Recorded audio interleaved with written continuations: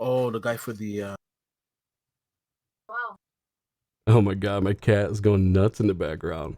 I'm pretty sure we're live, guys. First and foremost, as always, you got to turn the charisma on right when you go live.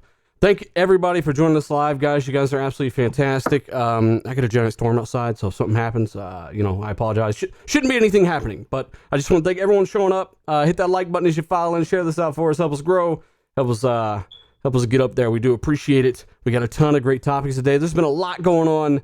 We've got a fantastic guest today. We're going to do some intros and then shout outs, obviously. We'll start with a pretty big topic, and then we'll let everyone file in. So, Colt Eastwood, man, good show today. Very, very, very hopeful here. How are you doing, man? Good to have you back. Yeah, you're hoping the show will be good today. I hope so. Well, it's up to us to make sure it does. I know. End up being a good show. Yeah, really good week. Yeah, a lot to talk about. A bunch of stuff happened today, and been big topics, and some we may not care about, but it's actually pretty interesting. So, thanks. Yeah, some really, really interesting topics today.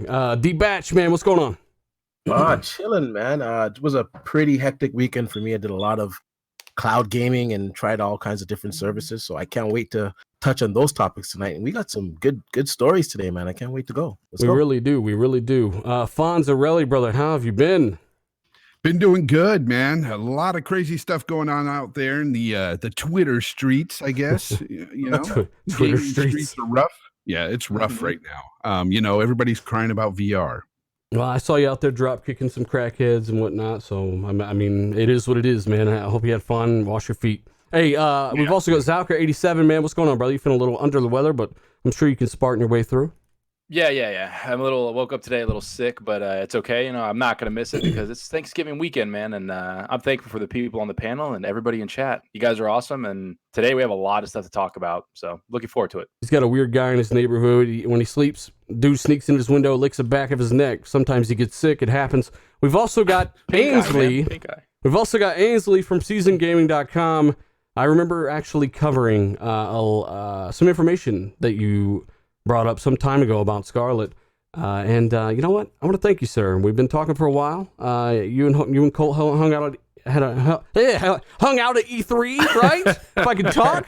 So hugged it out. Thanks for coming on, brother. Hugged it out, hung out, whatever. Yeah, no, thank you guys. Appreciate it. Looking forward to it. Got a nice 5-day weekend ahead. I finished Jedi Fallen Order yesterday. Amazing game. It's a good game, man. Yeah, man. So just looking forward to chatting games. Apparently, it beat some kind of digital sales record as well. So, despite its low 80 meta, which isn't a bad meta, don't get me wrong, but maybe the performance issues caused it to kind of go down there. I don't know, but at the end of the day, that's a really good game to me, man. High 8 to me. So, again, man, thanks for coming on. We got a great show today. I'm looking forward to hearing some of your takes on some of this stuff. But, of course, I got to give a shout out to my patrons. Of course, all patrons are on the scroll up top on the screen, and these are those that are in the shout outs here. It's the least that I can do. You guys are fucking awesome. We got Foreign Object, Teo, Friendly Combatant, John Blue. What's going on, brother? Dark Chaos, Prython, Vec Boss, Deviator X, Obi-Wan FTW, moderator of the channel, Tasteless Genie, Scout Trooper 74, Centurion 1307. We've also got Real Deal Neil, Suicide King, Michael Bowen, Guillermo Cavillo, the Legend, Chanogram, Wilmy Hood. These guys are awesome too, man. The Bad Boy Live, Naughty Nubbin, Alfonso Hogan, A Squad Gaming. Phenomenal content there. Check it out. Slim Killer 73 and Mo Cool Kid. You guys are absolutely rock. That list updates along with everything else at the end of the month. So if you're a new patron, you signed up in November, then you'll be on the scroll wheel going into December, etc. Blah blah blah. You know how it works. We've also got a giveaway courtesy of a viewer, which was really awesome. He just messaged me and wanted to give me a game. I'm like, no, man, I can't do that.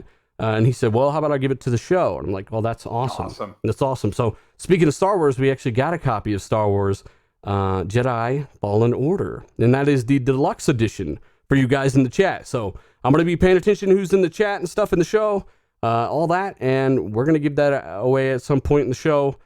And that is given to us thanks to Michael Chircello,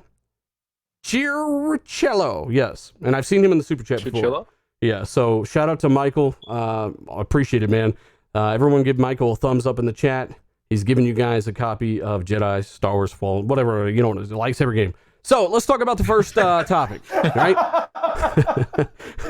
Let's talk about the first topic. It's kind of a big one. A lot of people are crying about it today. I got my own take on it. I'm sure you guys do too. But Phil Spencer talking about a little bit of Xbox Scarlett, giving us some details on what is happening with this thing. He's asked by, of course, typically a website. Which one was it called? Gaming Radar. Game Radar. Gaming Radar. Games Radar. Games Radar.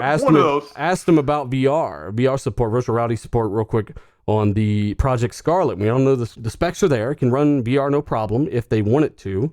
But VR says, or Phil basically says, VR is not a focus on the next Xbox because essentially the interest isn't there. And then, what happened with all that, Colton? And Matt Piscatella came out and the community's kind of caught on fire. Everyone's running out on fire. Yeah, he said, looks like Phil Spencer was right. 2 years ago, VR is niche. It's a niche market in a niche market. And I want to remind people that it's 4.2% on the PSVR for PlayStation 4 platform, which means, about 95, 96% of PlayStation owners on PlayStation 4 don't have PSVR and haven't made the jump. And you're talking about install base wise. 4% of people actually got it. Yeah, if you look at it that way, it's kind of a raw number, kind of a weird way to look at it, but it's really, and what else are you going to say? What Phil Spencer said, he said a hyperbole, which is no one is asking for VR on the Xbox platform. Well, if you looked at Sony, they could say the same thing. No one's asking for VR because they've sold, 4.2 million out of 100 million consoles.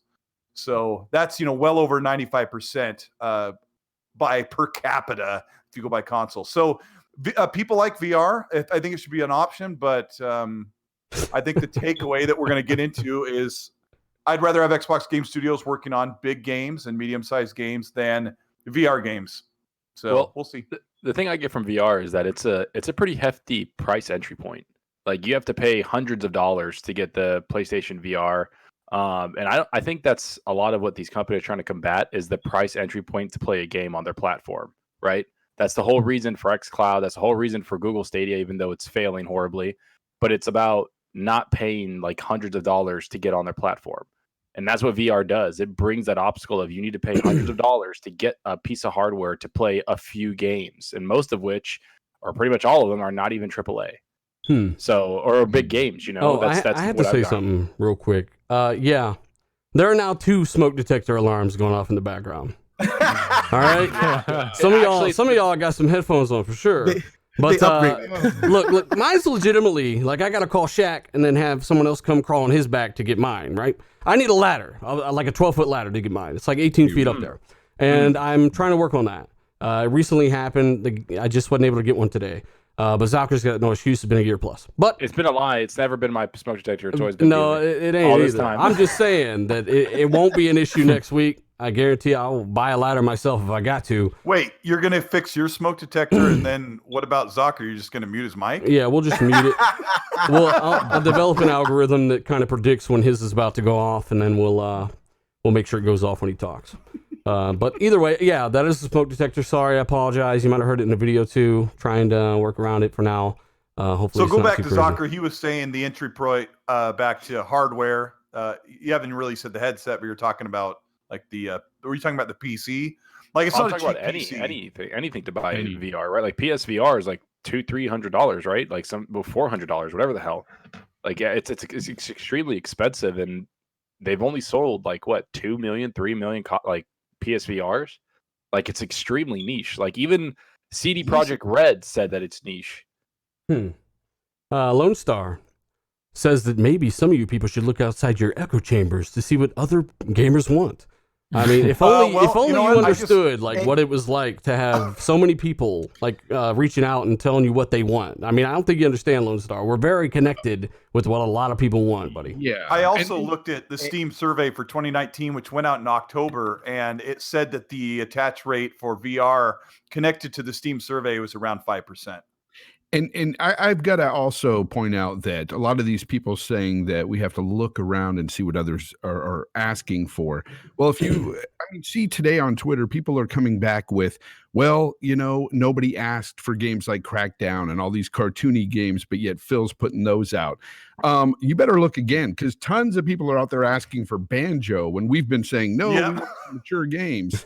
But Especially way more people asking for Banjo than they are for VR. Yeah, that's a landslide victory for Banjo. As someone that owns VR multiple sets, I understand where he's coming from. It is, and Zocker is right. The entry point for VR, it's kind of high right now on the PC. You got the mixed reality headsets from Microsoft, and they also, well, they are VR headsets, but they work in Microsoft's ecosystem, and you can use other apps to use with Oculus and all that shit in Steam VR. Now they have that on sale right now. $229 US, the Samsung one, and it comes with everything complete. So the price is getting a little bit better. I think VR is going to take off when the price is like under $200 and it's wireless. I think that's when people are going to jump in. I understand where Phil's coming from. At the same time, though, he has a lot of tools at his disposal where the mixed reality headsets, they already work on Windows. So they could just patch that in there. They don't have to like physically support it per se. Like, yeah, we're going to develop our own headsets. They could just patch that in. If developers want to bring their VR games, then, boom, you can buy one of these headsets and it'll work.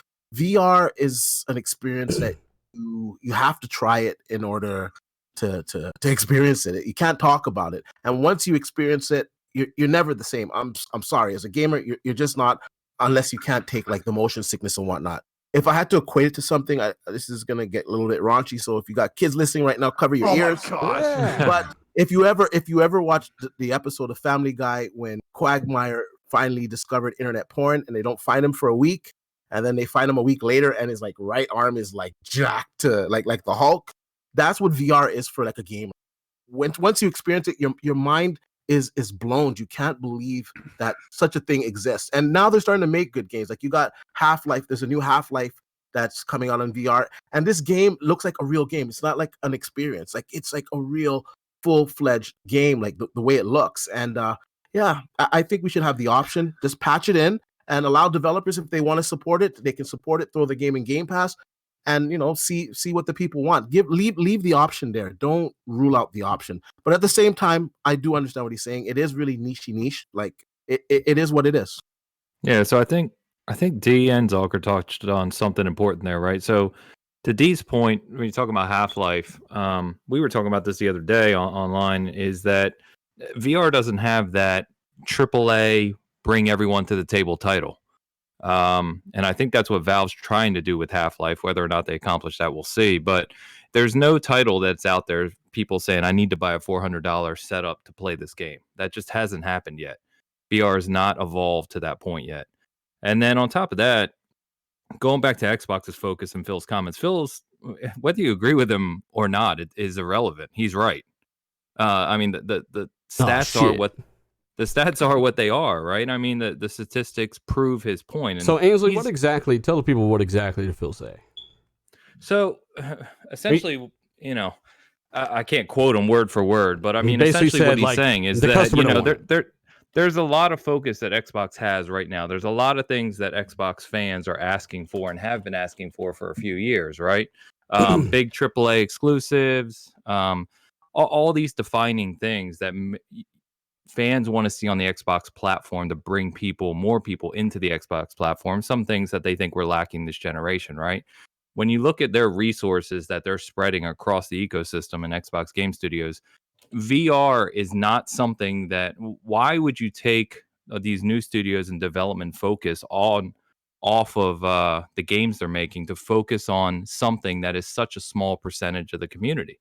Yeah. Not to say it's not meaningful. I have VR here. I've used it. I like it.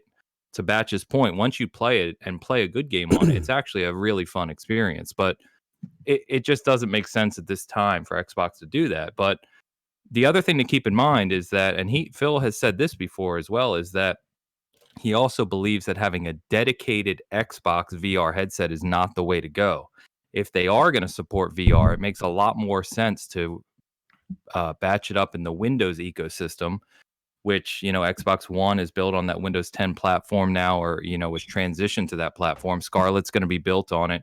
Why would you have a dedicated Xbox only VR headset like PSVR when you already are built on an operating system that supports multiple VR headsets and multiple experiences across the industry? That just makes a lot more sense. They actually announced that for what they kind of gave out in terms of VR detail on the X, and that was still the plan, was to let third parties handle the manufacture and distribution, and they don't have to worry about it. They build the API and maybe let the developers handle the rest. But I got to give a shout out to Jordan Snodgrass. He says, art style doesn't determine the audience rating. Plenty of cartoons that are mature. Yeah, at the same time, man, just like some people want cartoon games, I want something that fucking looks like better than even Gears 5. I want something to push the limits. So, I mean, everyone's got their right to their own opinion, and at the end of the day, like, it's crazy how much people disagree because you kind of ask for something like that. We've only got a few of those, so it is what it is, man. Thank you so much for your super chat. We'll see what they end up doing. We're going to talk about some stuff here later that looks pretty good. Nine Live says, suddenly everyone cares about VR. Exactly. Suddenly everyone does care about VR. Well, a lot of people are talking about, even CD Projekt Red. They asked CD Projekt Red if they cared that Half-Life is coming around when Cyberpunk 2077 comes out. And they're like, we're not even worried about it at all. That's their words. They're like, it's VR is niche is what they said. Like, they're just like, we could care. Like, it doesn't mean anything. It's not a competition with us at all. Well, like, and no one's going to not buy Cyberpunk because they bought Half-Life on VR, right? Like, people look at VR as an extra experience, not a defining experience. Exactly. Yeah. And Lone Star, like, honestly, the demand, it just isn't there right now, buddy. It's not even there on PlayStation. Honestly, 5%, 100 million consoles, like, you're talking about 2 million, 2.5 on Xbox if you're lucky, with the same statistics skewed, right? So that's not worth their time and investment when really what they need is some new IP, new AAA IP, in my opinion. So last thing I want is one of those studios to shelve an idea and say, well, let's cash in on this VR thing while it's still hot because it may be gone in 3 years. And we saw the same thing with Kinect. Kinect was massively popular when it first came out. Lionhead Studio, who was making the Fable games, bounced off of the Fable thing to start commissioning for the Kinect, and it killed their studio. And a lot of people don't want those games. And there are a lot of. And when Phil said nobody's asking, that's what I'm trying to say. Like, it's a hyperbole to say nobody's asking. Sure. 2 million or 4 million people could be asking, but you're looking at 100 million customers that are not asking for VR. That'd rather have something else. And that's where the point was. Yeah. And all you got to do is ask yourself this: would you rather have a very good VR game or a fantastic, experience on a regular traditional game, AAA game? I mean, I think most of us would say they'd rather have that excellent experience on a AAA game. Hey, don't call me white. Don't start talking that shit, man. Wrong opinion. What do you say? What I will say, and this is what I told Tim earlier, I don't care about VR, right? But I'm not out there telling Xbox that it's okay to do less. I don't think that's smart. I think they have the resources to develop the API and do whatever. I don't think it'll affect games too crazily, but I would definitely try to get as many features as you can get, compete as best as possible. That doesn't mean it's the right thing to do, but I want them to give me more options and kind of compete more on all facets. But if they decide, like, look, it's not worth the investment, and maybe they got a bunch of games coming, which they have 12 for next year alone, apparently, that could be special. We'll see. I mean, I know a lot of that's probably smaller games, obviously, but 2021, hopefully they get their shit together for sure. Go ahead, D. Dealers, I just want to say real quick, this is something that easily patched in because it's already in DX12. It's already on their operating system. It can always like, come later, exactly. Like it's already there. Like, they just need to, hit the check mark in the dev tools to say, yeah, this system can accept, this Windows mixed reality headsets, and all the mixed reality headsets, they're all treated the same. Like, they have their own technology within them, but they all run exactly the same though. So they don't even need to specify which one. Do you think that Phil's comment was mostly aimed at people who were assuming that Xbox was going to make their own PSVR for console? That he was trying to sway them away from that? Because we had heard rumors that Xbox was going to support Vive and Oculus back in 2017 on the X, and then they pulled that support. My assumption is they pulled that support because they knew that the VR experience is just way too compromised on a console. But yeah, I think the X could have done it, but the X is not the largest base, right, for the console. So yeah, I think it would have been an issue on the S. Also, this is why I don't like them taking themselves out of the race or the competition for VR, is because I know Sony for sure next generation is going to come pretty hard with VR, and they're going to come. Everything is indicating that they're going to come with a wireless headset. And I've said it many times. Once it goes wireless and it's affordable, and we already know that the PlayStation 4 and the next generation Scarlett, they're going to be really capable devices. They're going to be able to run VR really good, just like a modern day PC. So I don't know why you'd want to take your hat out of that race. Have that option there. Your studios don't have to. Your studios don't have to focus on that. The third parties can focus on that if they choose to, because they have that as an option. Options are always better than no option. And no Russian says they're not particularly investing in console. That's the beauty of it, is they've set it up to where no matter what they're investing in, be that any type of software, pretty much they translate back and forth thanks to what will be Game Core, what was UWP. They found ways to make things universal, right? So one investment here often translates to another. That's just how it works, man. So they definitely are investing in the console as well. You'll see that with the reveal of Scarlett. They put a lot of money into this thing, man. So, Zucker, what were you saying? Let's get off this VR thing after you're done. Yeah, let's just move. I was gonna say I thought Sony said that the sales for VR were not where they thought it would be. Yeah, that even they were disappointed with it. So I don't know how much they're going to be supporting it next gen. Like I think it's going to be there, but I don't think it's going to be a vocal point like it was this gen. Yeah, I just don't think it's something that is crazy important to me, particularly with that. I'm not everybody. That's what I always say. So if you like it, man, let them know. If you don't, then no need to bash it, I guess. I mean, that's like people bashing the Xbox One. You like it, they don't, so they bash it. It's the same thing, different scenario. Again, we should move forward and get past this topic because I'm falling asleep with the VR thing. I do got to give a shout out to almost 800 people already watching this live, guys. Hit that like button. Let's try to get past 300 for the show, 1,000 after the fact. Share this out. Help us out a little bit if you got any buddies that are into this kind of stuff.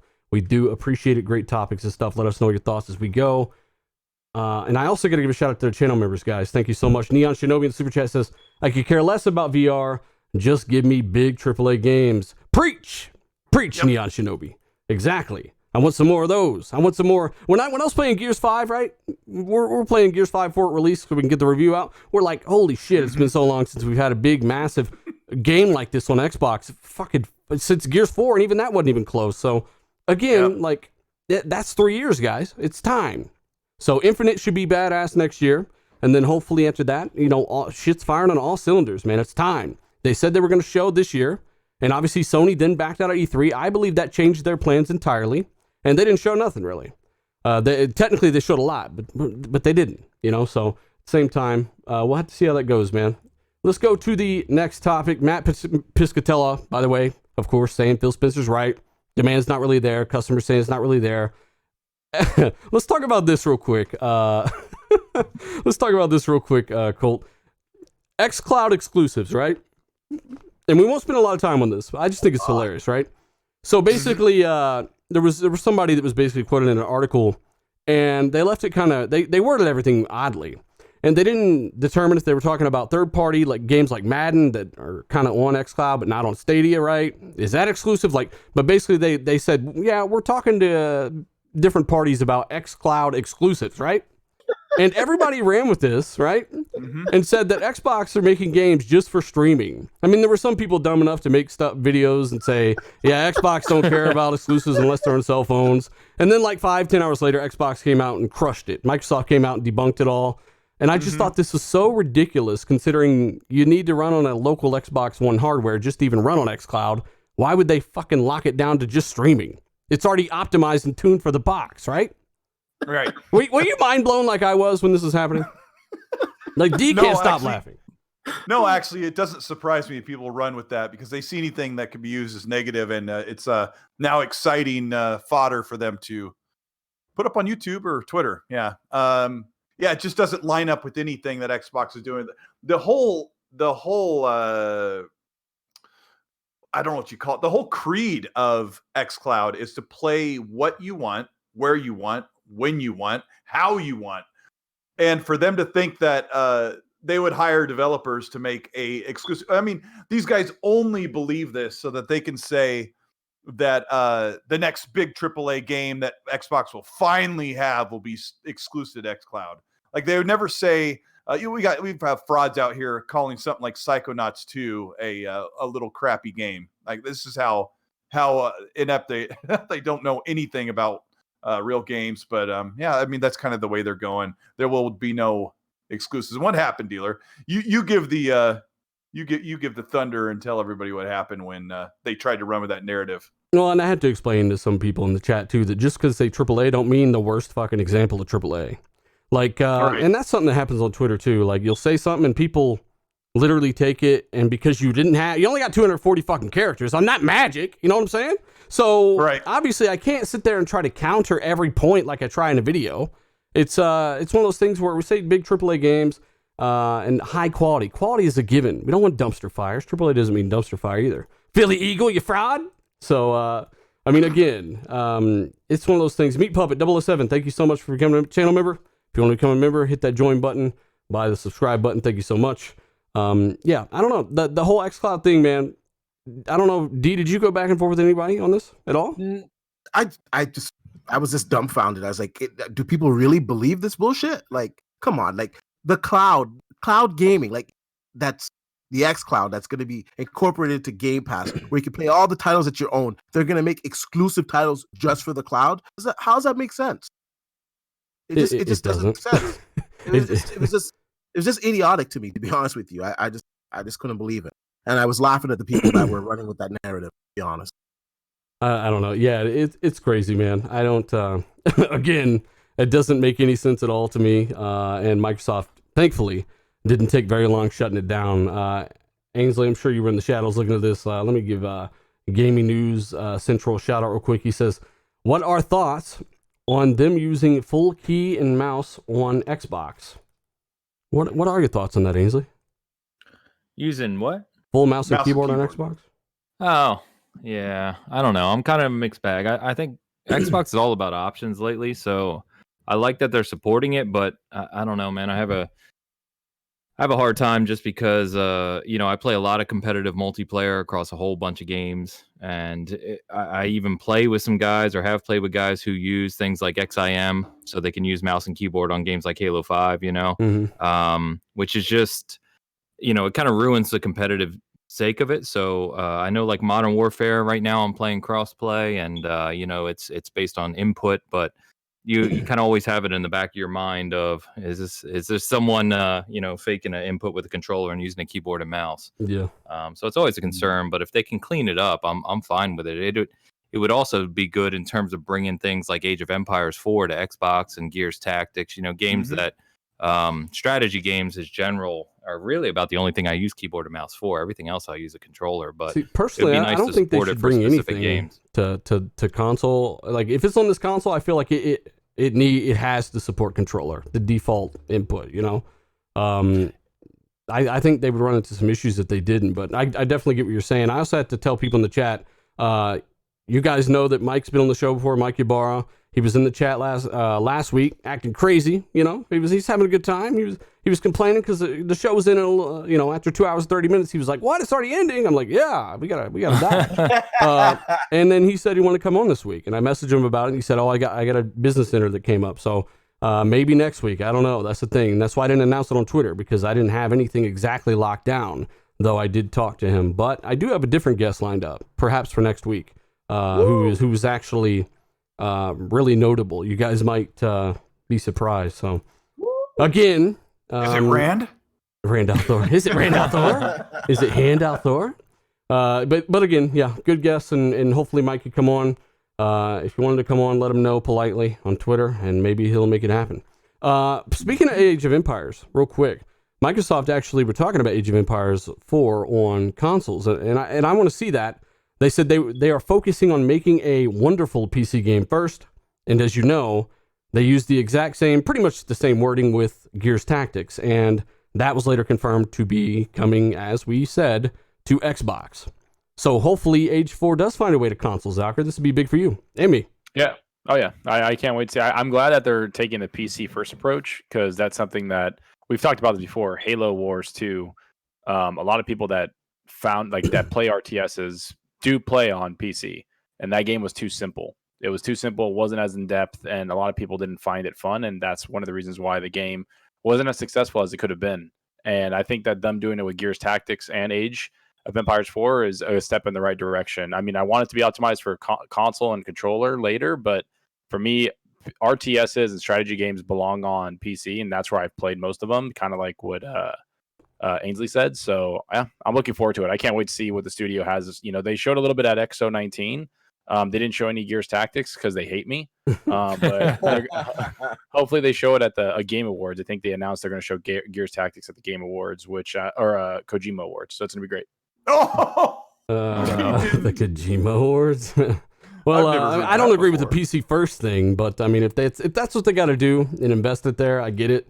I would definitely like to see it hit Xbox at the same time at the very least, but whatever.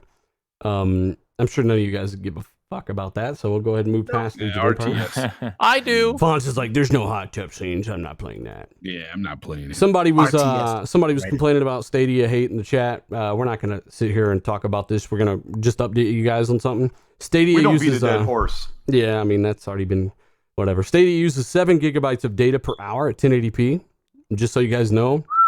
And of course, there's some hardware stuff being reported. I don't know exactly what's true because someone was saying in the chat, and you're exactly right. A lot of these guys will piggyback off of each other. So you'll notice when one big channel makes a hate video on a game or a product, you'll notice a ton of people start doing it. And what they're doing is they're coasting off of each other. It's how all these doomsday fuckface channels thrive, right? So they're hating on it. I don't know how much of it's accurate. I haven't looked into anything from like an official source, just a bunch of people repeating what they've basically heard about it. D-Batch has actually played it. D, what is kind of your quick impressions on it? I have no experience with it. Okay. I'm impressed with the service. I just want to add that I am going to be throwing up a review, an honest review on it tomorrow. Should be on. Sounds like you're on Stadia right now, man. You're botting hard. Oh, did I bot there? You're trying to teleport into the fucking Matrix. You are too, so it's the stream. Oh, okay. Trying to go in the Matrix with no head jack. I have a review that's going to hit. Just to touch on it quickly, I am impressed with the core service itself, the streaming aspect of it. It's definitely well done. The latency is really low. The image quality is great. I didn't have any type of breakups in my streams. It worked flawlessly, to be honest with you. I had no issues with the actual service itself. Now, there are some issues. People are saying that their units are overheating and shutting down. See that one there, I don't know on that one there, to be honest with you, because the units get really hot. I have 2 Chromecasts, so obviously the one that came up with Google, my Founder Edition, but I had one before, and you just turn that thing on and it's blazing hot, like hot to the touch all the time, and that's just like the normal operation for those Chromecasts. So I think a lot of people are probably not used to their devices being so hot like that, and they think there's something wrong with it. Now, maybe there's the odd person that is having their unit shut off, and like with any type of electronics, you're gonna have issues where some of them aren't good. It just happens with any type of launch. But overall, overall, the service works good. Now, there's a lot of other issues like content and prices and like other credible issues that there's some things that can't be argued, right? Yeah, but the service itself is fantastic. Hey, Y9 Power, man, I see you in the chat. It's been a minute. I think you got me blocked on Twitter, man. I was actually wondering why that is. I thought we were cool, man. We had a little sleepover and everything. What's going on? I commend you for blocking. Check Twitter. Maybe you do. Maybe it's for a reason. Maybe I criticized Xbox. Some people don't. Hey, they say fuck that guy, even though he's been talking positively for years. He criticized him, and we don't like him no more. So.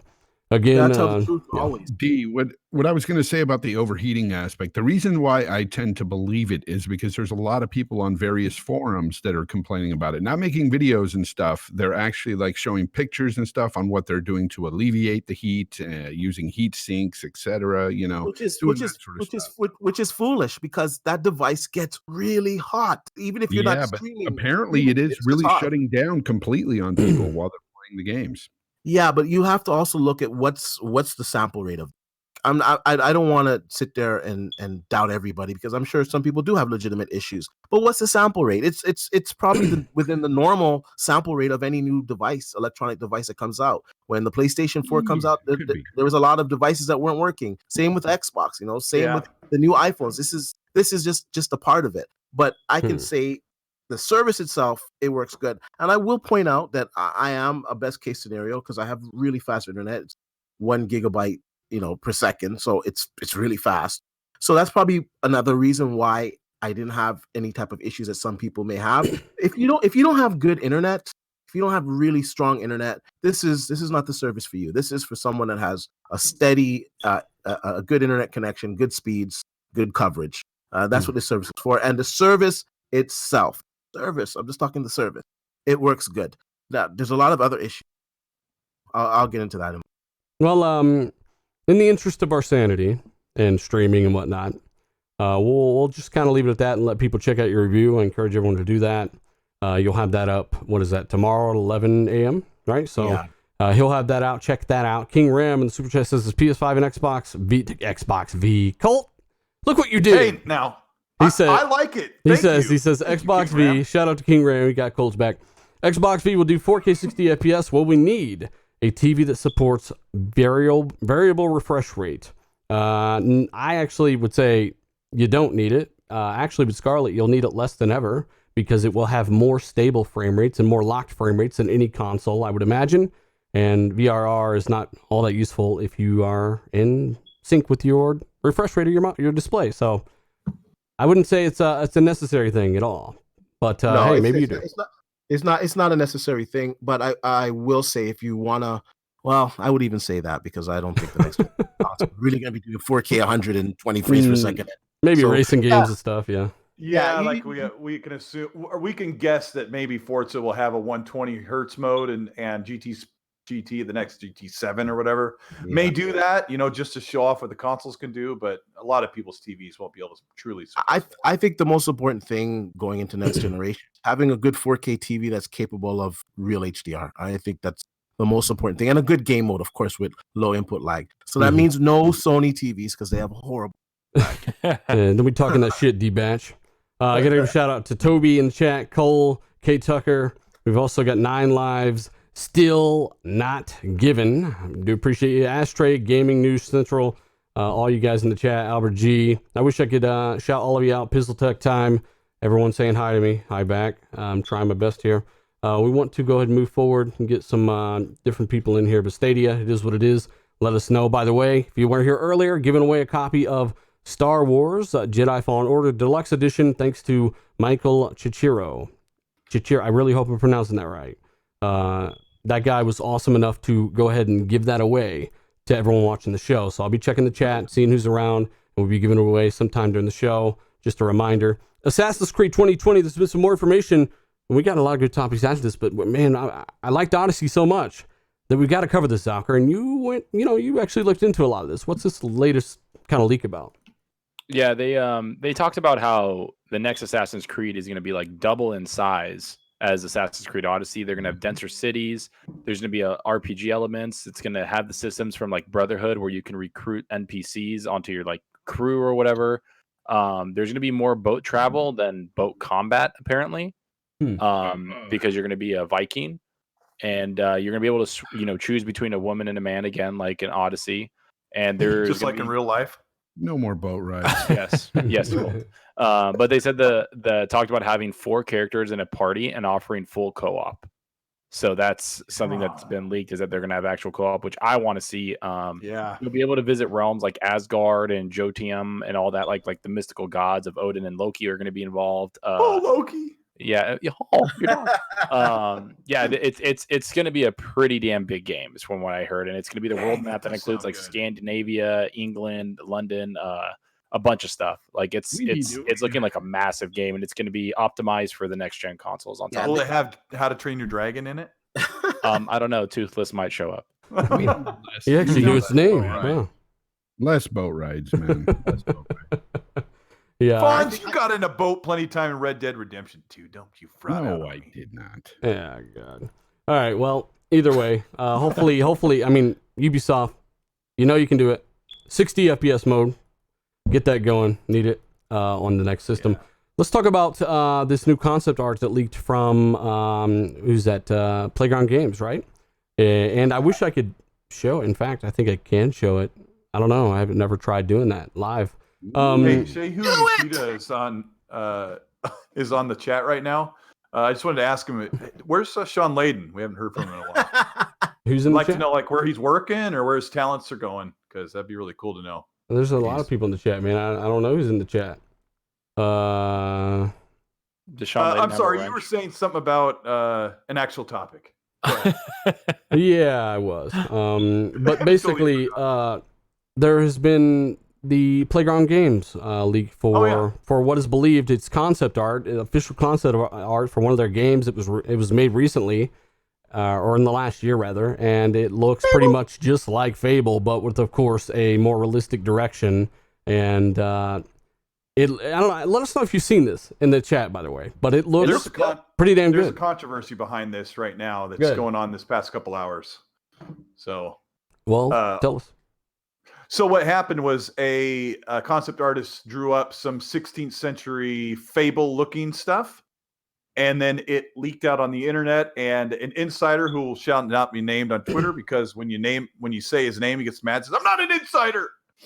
Really good guy that I follow. But anyway, this concept artist had to come back out and say those weren't for any official game. Those were just some things that I was asked to draw up for my employer. Which just reeks of, please don't let these drawings just be the official announcement of Fable, because it's too early. So you think it could be a cover-up, or maybe, so there's two sides to this?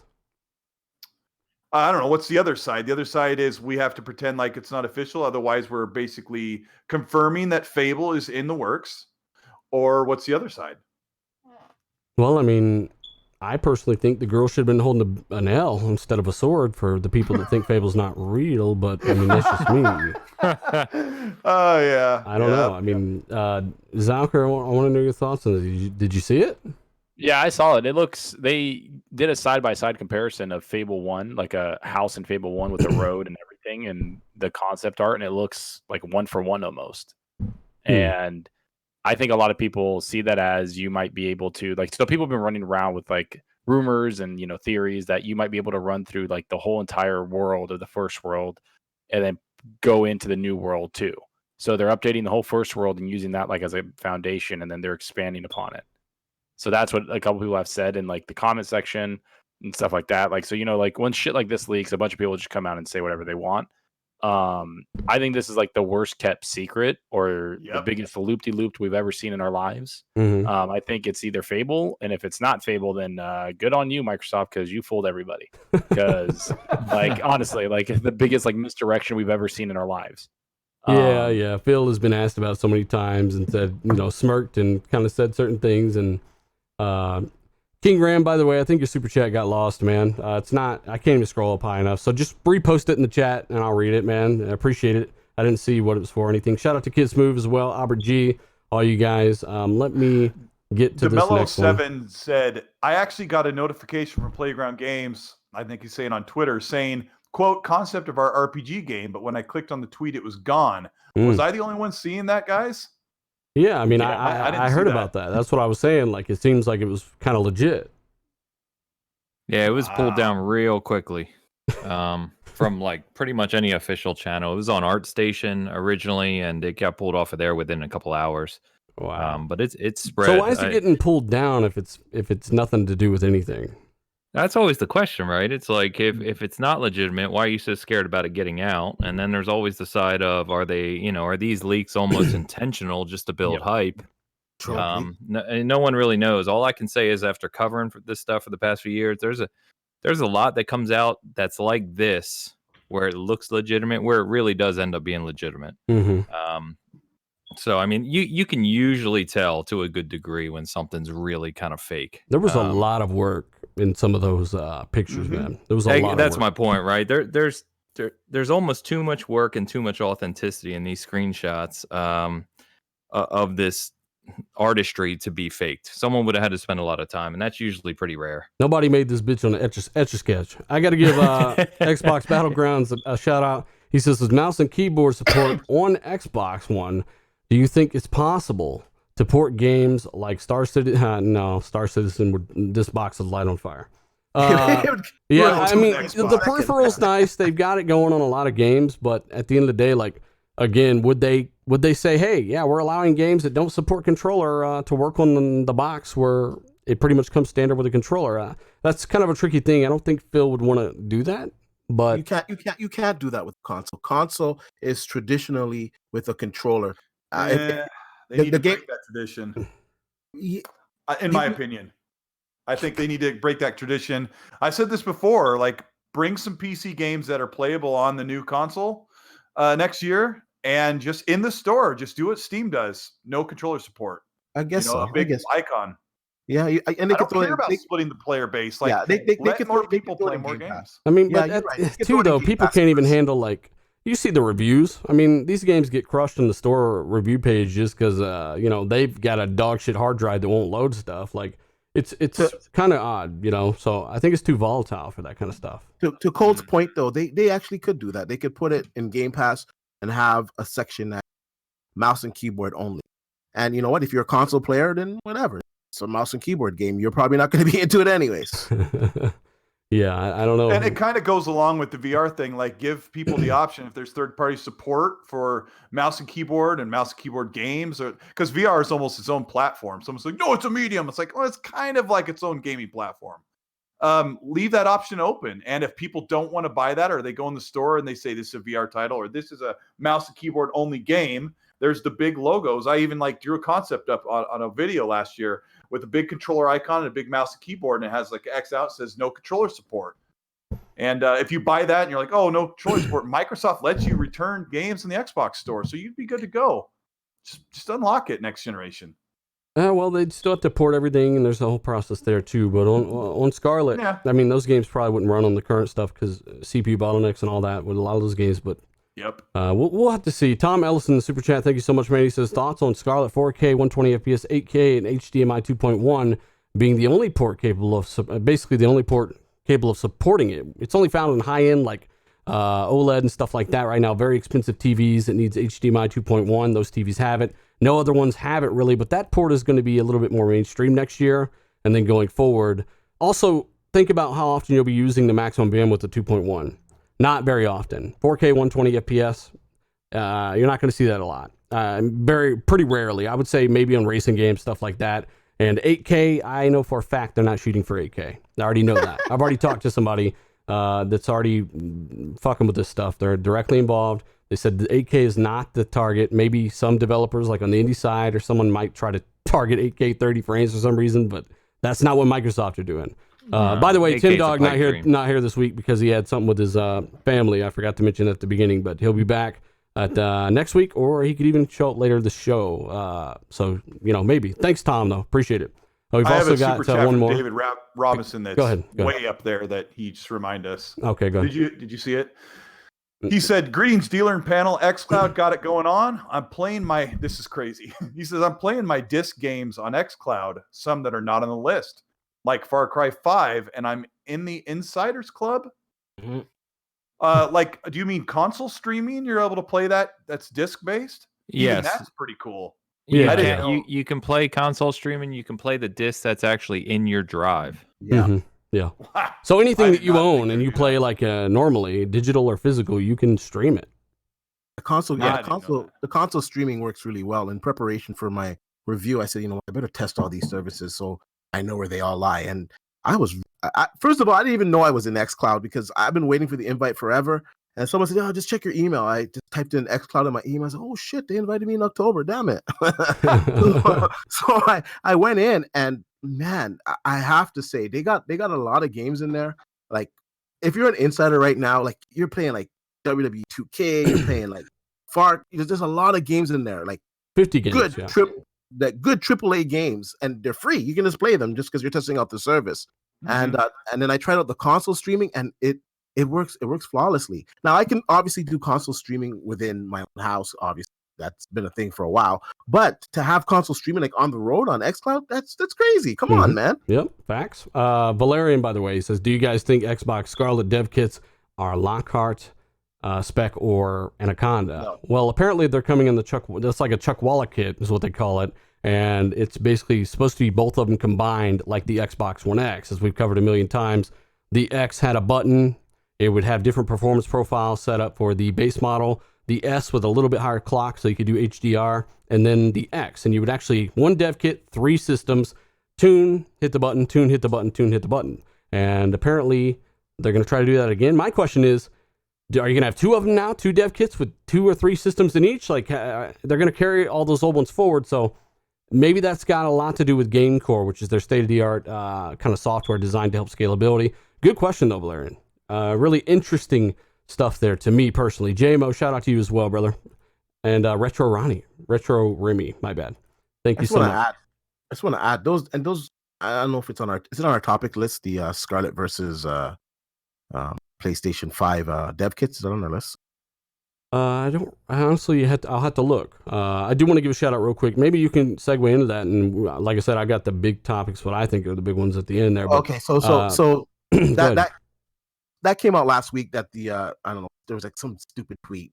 Someone said like 21% or shit like that, and people are just running with, oh, the PlayStation 5 is 21% more powerful. First of all, that tweet had no context behind it. It was just said 21%. That could be any 21% more expensive, 21% more powerful than the original PlayStation. Like, it could mean anything for starters. And then, of course, there's the other stories these channels are running with saying that, the dev kit is just more powerful. It's way ahead of Xbox Scarlett. Now, the dev kits that are out now, these are not final hardware. Even Sony, even if Sony's dev kit is ahead in software and hardware than the Xbox Scarlett, I don't even think that dev kit is the final system.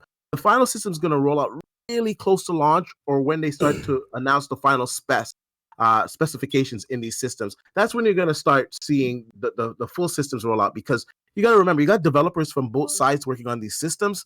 So you don't want all of your secrets coming out. So they don't have the full dev kit. Wait until both companies announce their specifications before you jump on the bandwagon saying one system is more powerful than the other. My honest opinion is that I think both are going to be pretty close.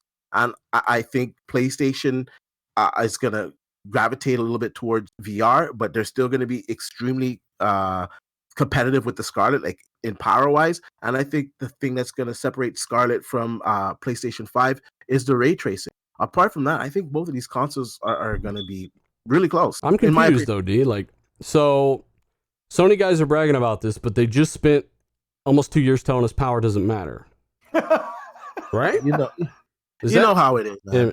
I mean, I'm just trying to figure out what's going on here. So does it matter or doesn't it matter? Power matter. Anyone that says power doesn't matter is fucking lying. Like, all right, so what do you think about people that told you it didn't matter for 2 years because they no longer had that yeah, edge? It's because it didn't fit their narrative, so they spin it towards games. And I'll tell you what I've seen. Winning in games, they're gonna spin it towards power, or our console is a nicer color than yours. Like, that's how they are. I'll tell you what I've seen when I do a video about how the Scarlett is supposed to be that set the benchmark for power on console. When I do a convincing video that's pretty convincing that the Scarlett's going to be the more powerful console, no matter how much by percentage wise, the main comment I get on that video is, "It's not the power, it's the games."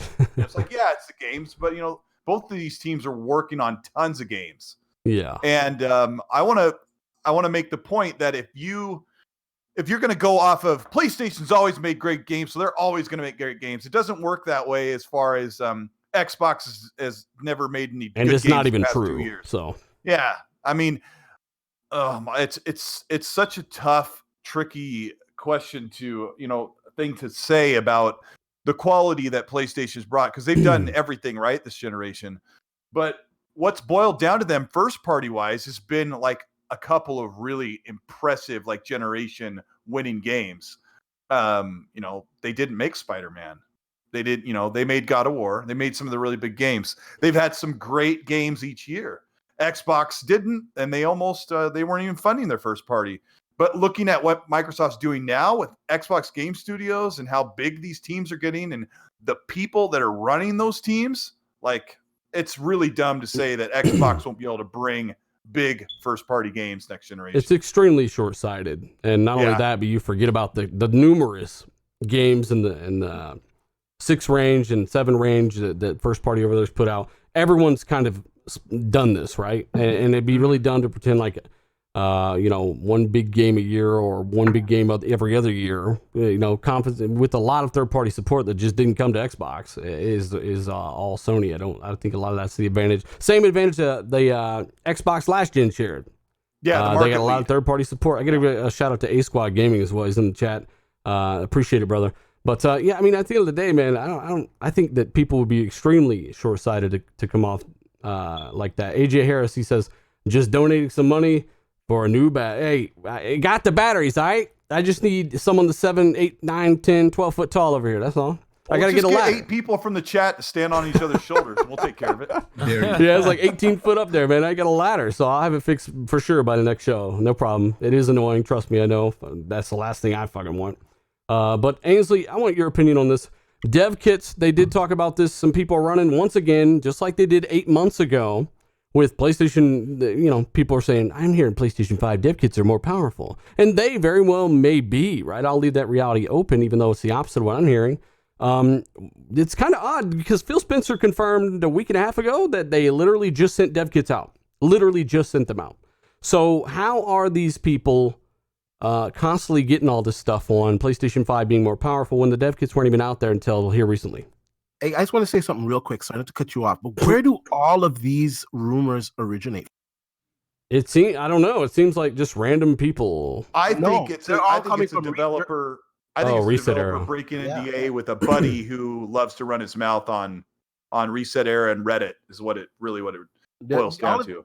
All of them are coming from Reset Era, and I don't want to group everybody like in the same bunch. That's a pretty dog shit website, but yeah. Yeah, there's some good people on Reset Era, but it's predominantly fans. It really is. So a lot of the stuff that comes from there, you got to take it.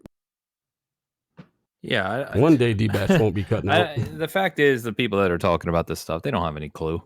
I mean, that's just the fact of it. I think that, I'm not going to go into the details of what I know and what I've heard. We talked about that before, and that's kind of spread around. Now, all I would say is that from what we actually know, it seems like the Scarlett is going to be the more advanced hardware. And I'm careful to use the word advanced because there's a lot of ways to measure power. And you guys have already touched on it, right? When you're talking about DirectX 12 and you're talking about hardware ray tracing, there's various methods of execution there. And from everything I've heard, Xbox Scarlett is going to be the more advanced in that vein. The only thing I would say, if you're forgetting everything we know, is that Phil and Xbox team have said they want to be the most powerful. And what I said on the Lord's podcast when we talked about the same topic is, if you don't think that someone like Phil Spencer, who is, one of the top 16 at Microsoft and the investment they make in the hundreds of millions of dollars with a company like AMD, if you honestly think he doesn't know what the PlayStation 5 looks like already in terms of hardware, you're fooling yourself. I mean, he knows. Yeah. So I don't think that they would be talking continually about power if they weren't confident in the fact that the Scarlett is going to be the more powerful. Whether or not that's 1% more powerful, 20%, what have you, it doesn't matter. I think they just want to be able to say that they're the more powerful console, and they're confident in it.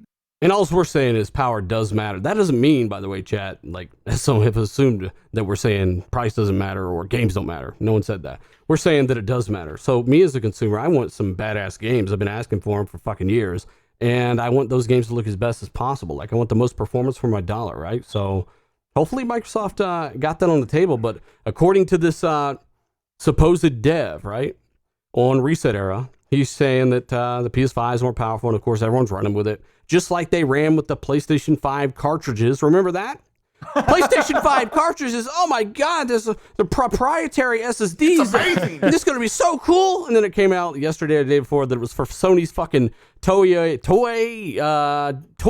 line or whatever, right? It's a fucking toy. Leap pad toy. Like, legitimately, all these PlayStation 5 videos over cartridges And it's for Sony's line of toys with some company. I don't know, man. I just laughed. I was like, I could have told you guys that. Like, what do you want? Sony bringing back proprietary memory cards again? You're happy over this? That's never turned out well. $100 Vita, memory slot things and everything, man. So I don't know. Zalker, what are your thoughts on this? I know you heard some things on it. We can move on. And Zalker, he's gone. He died. Yeah, he. Oh yeah, died. He's not on the. He's not even live. Oh wow. Well, that's. Pretend you said a different name, but it sounded like Zucker. But that's kind of. They can't hear us right now because we're told not to listen. Hey, Jordan in the super chat real quick. He says, "I think you guys are right about Xbox, basically wanting the perception of high end with Scarlett, then drop Lockhart after for casual market." Yes, I do believe that is the case. Hey, go ahead. Let me say something in the chat. No Russian's asking me to enlighten him about how Xbox Game Studios is going to change or how anything is different at first party. And I told him to either read my tweets or watch my video. I don't work for you, No Russian. You're not my boss. I've already done the work. I already have thousands, like 400, 500,000 views a month of people who watch my content and know what I'm talking about. I read the articles. I check the information. Go watch my video. I don't work for you. Quit being lazy. Go learn. If you really are concerned about Xbox, take the time and learn about what Microsoft is doing to change what they were in 2015 to 2017. They have made a massive step in difference. They've tripled their funding. They're tripling to quadrupling their first-party output. They're putting out big games. They're putting out medium-sized games. They're putting out small games. They're doing a ton of stuff. There's your excuse. Damn. I'm not dancing. I mean, on that note, Michael Chichiro and the Super Chest is great show. I mean, a nice drop kick. Yeah, I mean, he's right, No Russian. I mean, Colt don't sit there and spend 7 hours making a video. Just it's all there. And if you can't digest that, I mean, good luck finding anyone else who's gonna make it any easier to watch for you. I mean, they don't really want to know. It's just anyway. They really don't. The show. It's kind of it's not good, man, because I don't know. We don't sit there and fucking say this stuff about PlayStation, and we all have PlayStations. I know.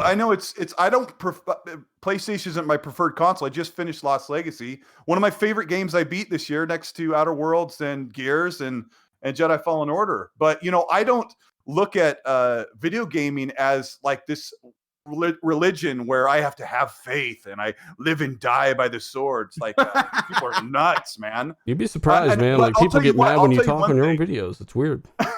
I'll tell you one thing. I am really passionate about gaming. I enjoy it a ton. I love talking on RDX, talking with you guys, and I think it's a really great time. And there's a lot to learn and a lot to get better at. A Squad in the super chat. Shout out to you, brother. He says Xbox Scarlett will be the most powerful. I have spoken. So I mean, hey, A Squad ain't fucking around. I'm with A Squad. Fuck it. Hey, dealer, Zocker said that his power is out. Nah, man. Tell him the chat misses our smoke alarm detectors singing back and forth. Yeah. Like two dolphins. But again, I mean, it is what it is. Sean Labrie, by the way, is in the chat. Shout out to him, man.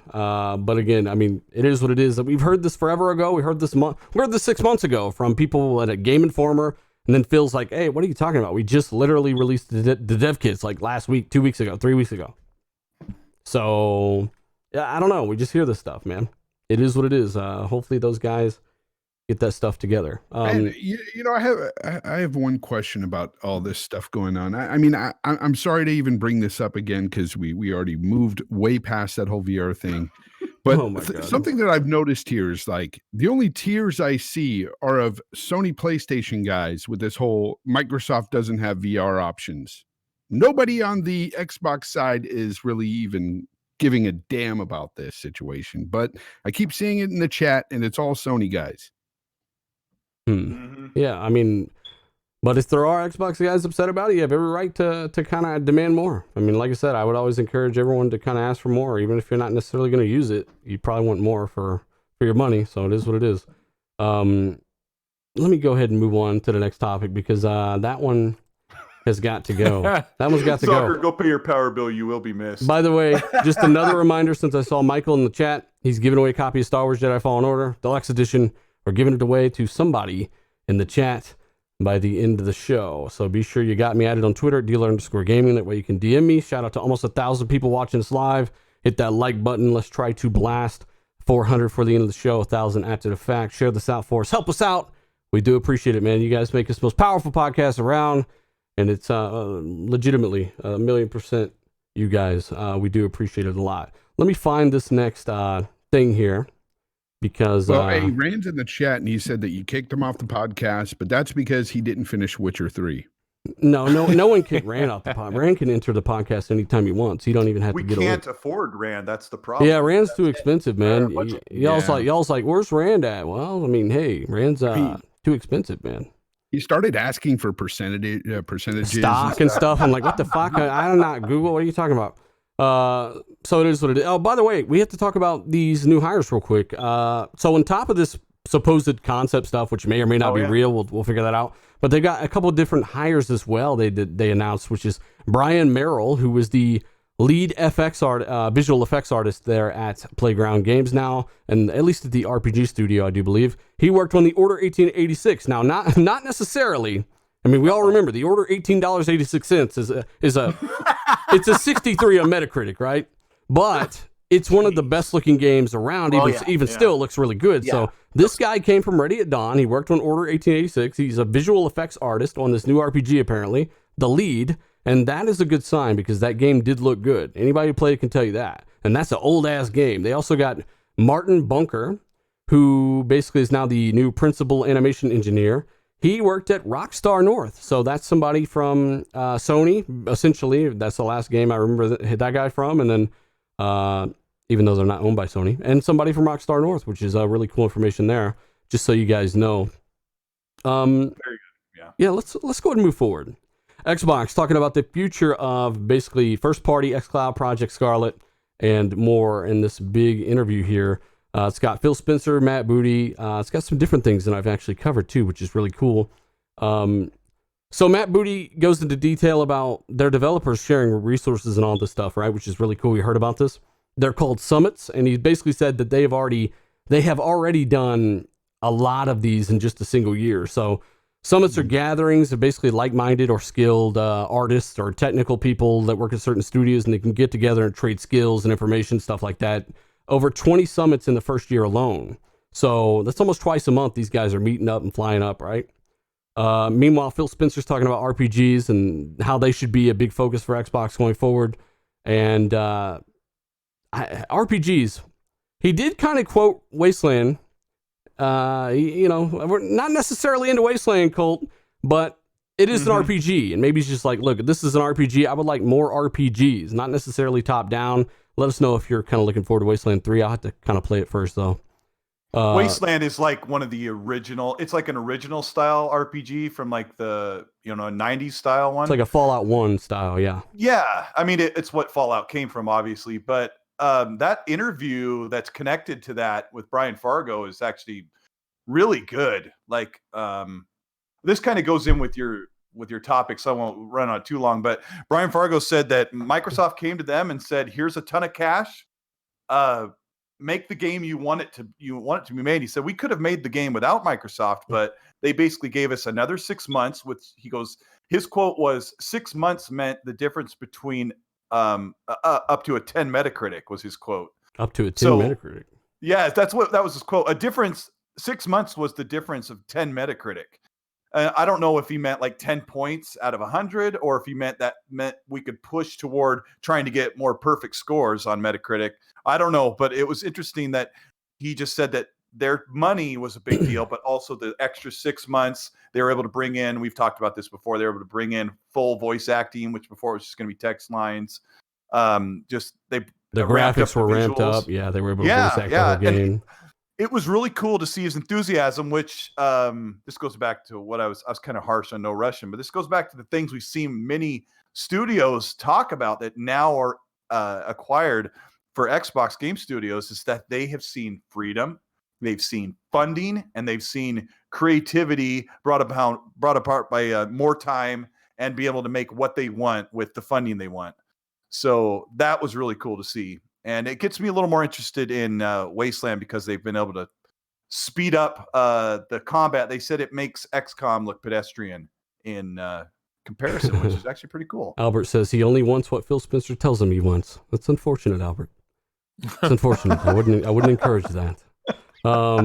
But either way, in terms of Wasteland, yeah, I remember that they definitely did hike up the funding and stuff like that. Is Zalker back yet? Who's back? Is he back? No. Oh, he's still not back. No, he's not here. I'm sorry, but you need to get back to your topic before that goes too far from what you asked me. No, I mean, it had a lot to do with it, actually. Fonz, you were a big fan. You were surprised by The Outer Worlds, which is Obsidian's first take on an RPG, and now they're working on an even bigger one. They teased it recently. They do have that smaller grounded IP, right? That was made by 15 people, and they made it and started working on it over a year ago. It had nothing to do with Microsoft. But in terms of the new RPG, what are you looking for from Microsoft? What are you wanting to see? What are you inspired by? I'm definitely inspired by what Obsidian's already done there with that Fallout type game. That I really like those types of RPGs that give you a lot of choice and dialogue. So for me, that's what I'm looking for. I want a lot of choice within my games. Hot tub scene is good here and there, but it's got to have that dialogue and that choice. And you've played Witcher 3 recently, and you're just like, all your standards for that stuff just went up. But you still enjoyed Outer Worlds quite a bit. Oh, definitely, man. And yeah, of course, if I had to choose between the two, it would be The Witcher 3 being the better game. Well, obviously, but, yeah. That goes without saying. I mean, that storytelling is just that's huge for me too. The storytelling and everything, which was pretty decent in Outer Worlds as well. But yeah, man, I could see them making some type of huge RPG, with more money put into it than the Outer Worlds had. I mean, they can just expand on that universe alone and make it incredible. So I'm excited. Yeah, I'm pretty stoked for what they're doing, man. And I honestly hope that concept art is legitimate. But if it's not, then that still keeps me excited because we know they're working on a big RPG. And if that's not it, then that's another possibility that they could be stumbling into. Well, see, the thing is, I mean, if you're talking about the Fable, what potentially could be Fable, for me, I wasn't a huge Fable guy, but that can change. That can definitely change. I wasn't really huge into Assassin's Creed and that. I wasn't into Witcher 2, but Witcher 3 is like one of my favorite games of all time. Exactly. So they could definitely make changes with Fable and make it more appealing to me. But I know a lot of people love the Fable series, love the way it is. So I don't know how much they're actually going to change because, if they change it too much, it might not appeal to the fan base there. But if it's not changed enough, again, there's people like me who didn't really care for it that won't even really play it, Yeah. So who knows? I mean, with Game Pass now, it kind of throws a wrench into the whole thing now because I can no longer say I won't try that game, because it's going to be there day and date. So yeah. That's one great thing that I'll be able to do is at least try it. And no matter what it is, though, I'm hoping for the best, man. I want to see Microsoft compete, on a different level. You sound like you're wearing a Snuggie right now next to a barrel, a barrel with some flames in it. Why? What's up? You sound very, very cozy right now, Fonz. Oh, I'm cozy. Hey, Fonz, somebody in the chat said they love your videos and they want to see more of them. So we all want to see you. Yeah. Okay. That's all right. Cool. Gaming season for Fonz. That needs to happen. For sure. Yep. What was this other leak? Samsung SSDs were basically leaked for the consoles or something like that. Any of you guys? Yeah, that's one I just thought of, but I didn't think it was really that big a deal. Yeah, I did see that, and I'm not quite sure. I know AMD does have some hard drives. I don't know. It's hard to say, to be honest with you. I think AMD might be providing the solution for them. I don't know. Where was the source on this one? Again, I didn't even write it down because I wasn't really all that interested. I thought I'd bring it up real quick. I know Samsung are providing some of the 2 gig chips for the RAM. Yeah, for the RAM, I know. The hard drive I haven't heard. I don't know if it's really going to make a difference if it's AMD providing the solution, Samsung providing the solution. I think the most important thing is the PCIe 4.0 in these consoles and the increase in the bandwidth. So, yeah, the hard drive is going to make somewhat of a difference, but they're going to be whatever provider hard. I'm not worried. Yeah, your provider is having a struggle right now, Fraud. Really? I mean, I've been telling you, man. Like, you gotta go back and listen. Like, you just cut in and out. Like, your internet's kind of low on bandwidth or No, something. my internet's full bars. It's gotta be this PC. Let me log in and log out. Bars. Either way, I don't know. When he cut out last time when he was talking, you were telling him he was cutting out, and you cut out as well. So who knows? Yeah. Who knows? I saw the show usually is pretty smooth from what I'm hearing. JD Gamer, by the way, in the super chat, he says, "Would the world explode if Microsoft bought CD Projekt Red?" Yes, it would explode. CD Projekt Red, that is by far the biggest independent developer there is. Yeah, and they made a phenomenal fucking game. You know, they have a good relationship with Microsoft, and marketing rights or deal for their game. The thing is what if they even put Cyberpunk in Game Pass? I mean, yeah, that'd be a lot of money they have to fork over, but I guess we'd see. King Long says Capcom's free-to-play Dark Souls game is still coming. What was that called? Deep Down? That's still coming, like 7 years later? Really? Jeez. Wait, who did you say was making that? Capcom. Capcom. Yeah. Weird. Yeah, it's still talked about, but I don't know. I think that's more of a rumor at this point than anything else. Yeah, I don't know. We've got Meter Rug 22. He says, "Do you think flight sim technology will make its way into other games?" Who knows, man? Honestly, I hear that game's doing some crazy stuff. Dylan Pitcher, thank you so much for coming to channel member. If you want to, I had several people ask how to do that. It's a join button next to the subscribe button. It's $5 a month. Not very much. What's that? Like a hamburger somewhere, a decent little hamburger or something. Thank you so much for those that are hitting that button. Fry. Yeah, hitting that little small fry. We do have to move forward though. Definitely got to move forward. Zalker is, I guess he's dead. IGN, they are asking about Scarlett as well in this Phil Spencer interview. They are basically referring to XO19 being about the games, a game show. But what about Scarlett? Will there be a Scarlett show? They say, is there a Scarlett show coming anytime, basically some point down the road? They're looking for some kind of reveal event. Phil Spencer says, we'll talk about, God damn it, we'll talk about a couple more games before the end of the year. Now, this is pretty interesting. I'm sure some of you guys have heard about this, but he's saying that they have some things they want to announce before the end of this year, meaning within the next month, Ansley. Are we looking at Game Awards? Like, if you remember, Forza Motorsport 4 got revealed at the Game Awards in that December and then came out the next year. Maybe I think that's got to possible, right? I mean, it's really pretty much the only show left in the year, and they talked about how they're going to have some exclusive reveals, and Xbox even talked about the Game Awards. So I think it has to be. I don't know what games they're going to be talking about, but I don't see any other option at this point. It's just too late in the year. Yeah, it is. It really is. It's getting up there. And that's when either Fonz, D, or Colt could jump in and do a ninja flip, throw a smoke bomb, do something. You guys. I mean, they just had XO, right? We got 3 new IP there. Then they come up and say, well, we're actually showing off a few more things for the end of the year that hasn't been announced. That doesn't surprise you after the couple years we've just had? I mean... Yeah, for sure. People have been clamoring, asking for Microsoft to show games. They're showing games, and people are complaining. I don't get it. I think they're gonna show some good games at the Video Game Awards. So I think there's gonna be a surprise or two for sure. Well, they said they're going to show 2. I mean, are you thinking they're going to do anything more than that? No, maybe just 2, but these 2 quite possibly could have been games that were supposed to be revealed at E3, because we're hearing that they were going to reveal some stuff at E3 and they pulled it back at the last minute because, I don't know, Sony wasn't there. They didn't feel the need to blow their load. So the Video Game Award is a great place because a lot of gamers' eyes are awards. So what better place to showcase your games at the end of the year than Video Game Awards? Well, will Jeff Keighley be a hologram in the game? If he is, they'll probably win Game of the Year. I'll tell you that. Man. Well, I Dealer, to answer your question, I think more people would have been surprised had the games been of better caliber, just better in general, more appealing to more gamers out there. I think that the games that they surprised us with didn't really wow too many. Well, I mean, yeah, I think that's a good argument that a lot of the games there had a similar aesthetic as we talked about right after XO. So maybe they could have got by with the big one. And when you show very little of a game and it looks the way it does, it's got that cartoony look that most people have already got a bad taste in their mouth with Xbox.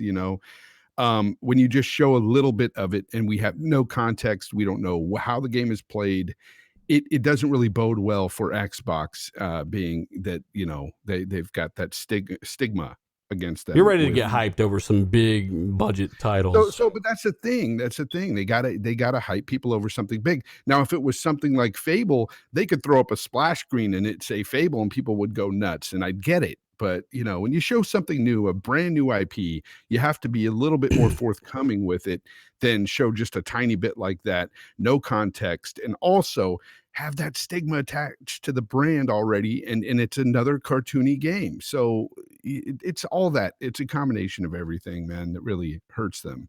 Mm-hmm.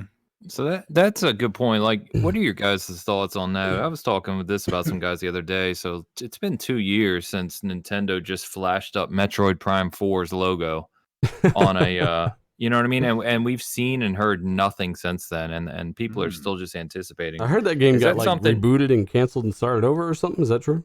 Yeah. So apparently that's what happened. Like the dev team, they had to kind of start over and bring in some new resources, and who knows in reality what that looks like, right? But I mean, that's often the debate, right? It's like, how early do you show what you're working on? Because if you show it now, you know, Ghost of Tsushima is another one. Yep. I was talking about this the other day, that people are hyped over this game that we've seen one video for 2 years ago. We don't really truly know anything about it. It was a CG trailer and then finally a gameplay demo. And by the time it comes out, it will have been 4 years. But can Xbox really say anything, though? Sea of Thieves was several years, it felt like. Crackdown was several years, it felt like. Yep. Scalebound was several years in and got canceled. It got canceled in 2017, I do believe, or somewhere near. But, you know, then now Xbox is showing the Rare game, which they've already confirmed is years out. So maybe they just didn't have anything else to show, and that's why Phil kind of didn't show anything. By the way, Gaming News Central, shout out to you. Good luck with your proposal. Just take your time and think that one through, buddy. But I wish you all the luck in the world. All the luck in the world. But yeah, I mean, honestly, what else would they have? Apparently, they have a lot, man. Even after E3, they were like, "We're more excited for what we didn't show." You know, they didn't feel like they had to show it. So I think it came back and bit them in the ass a little bit. But that was a weird comment to make. What, the proposal thing? Yeah, no. Them to have E3 and then come out after E3 and say we're more excited by what we didn't show. That's a weird comment to make, I think.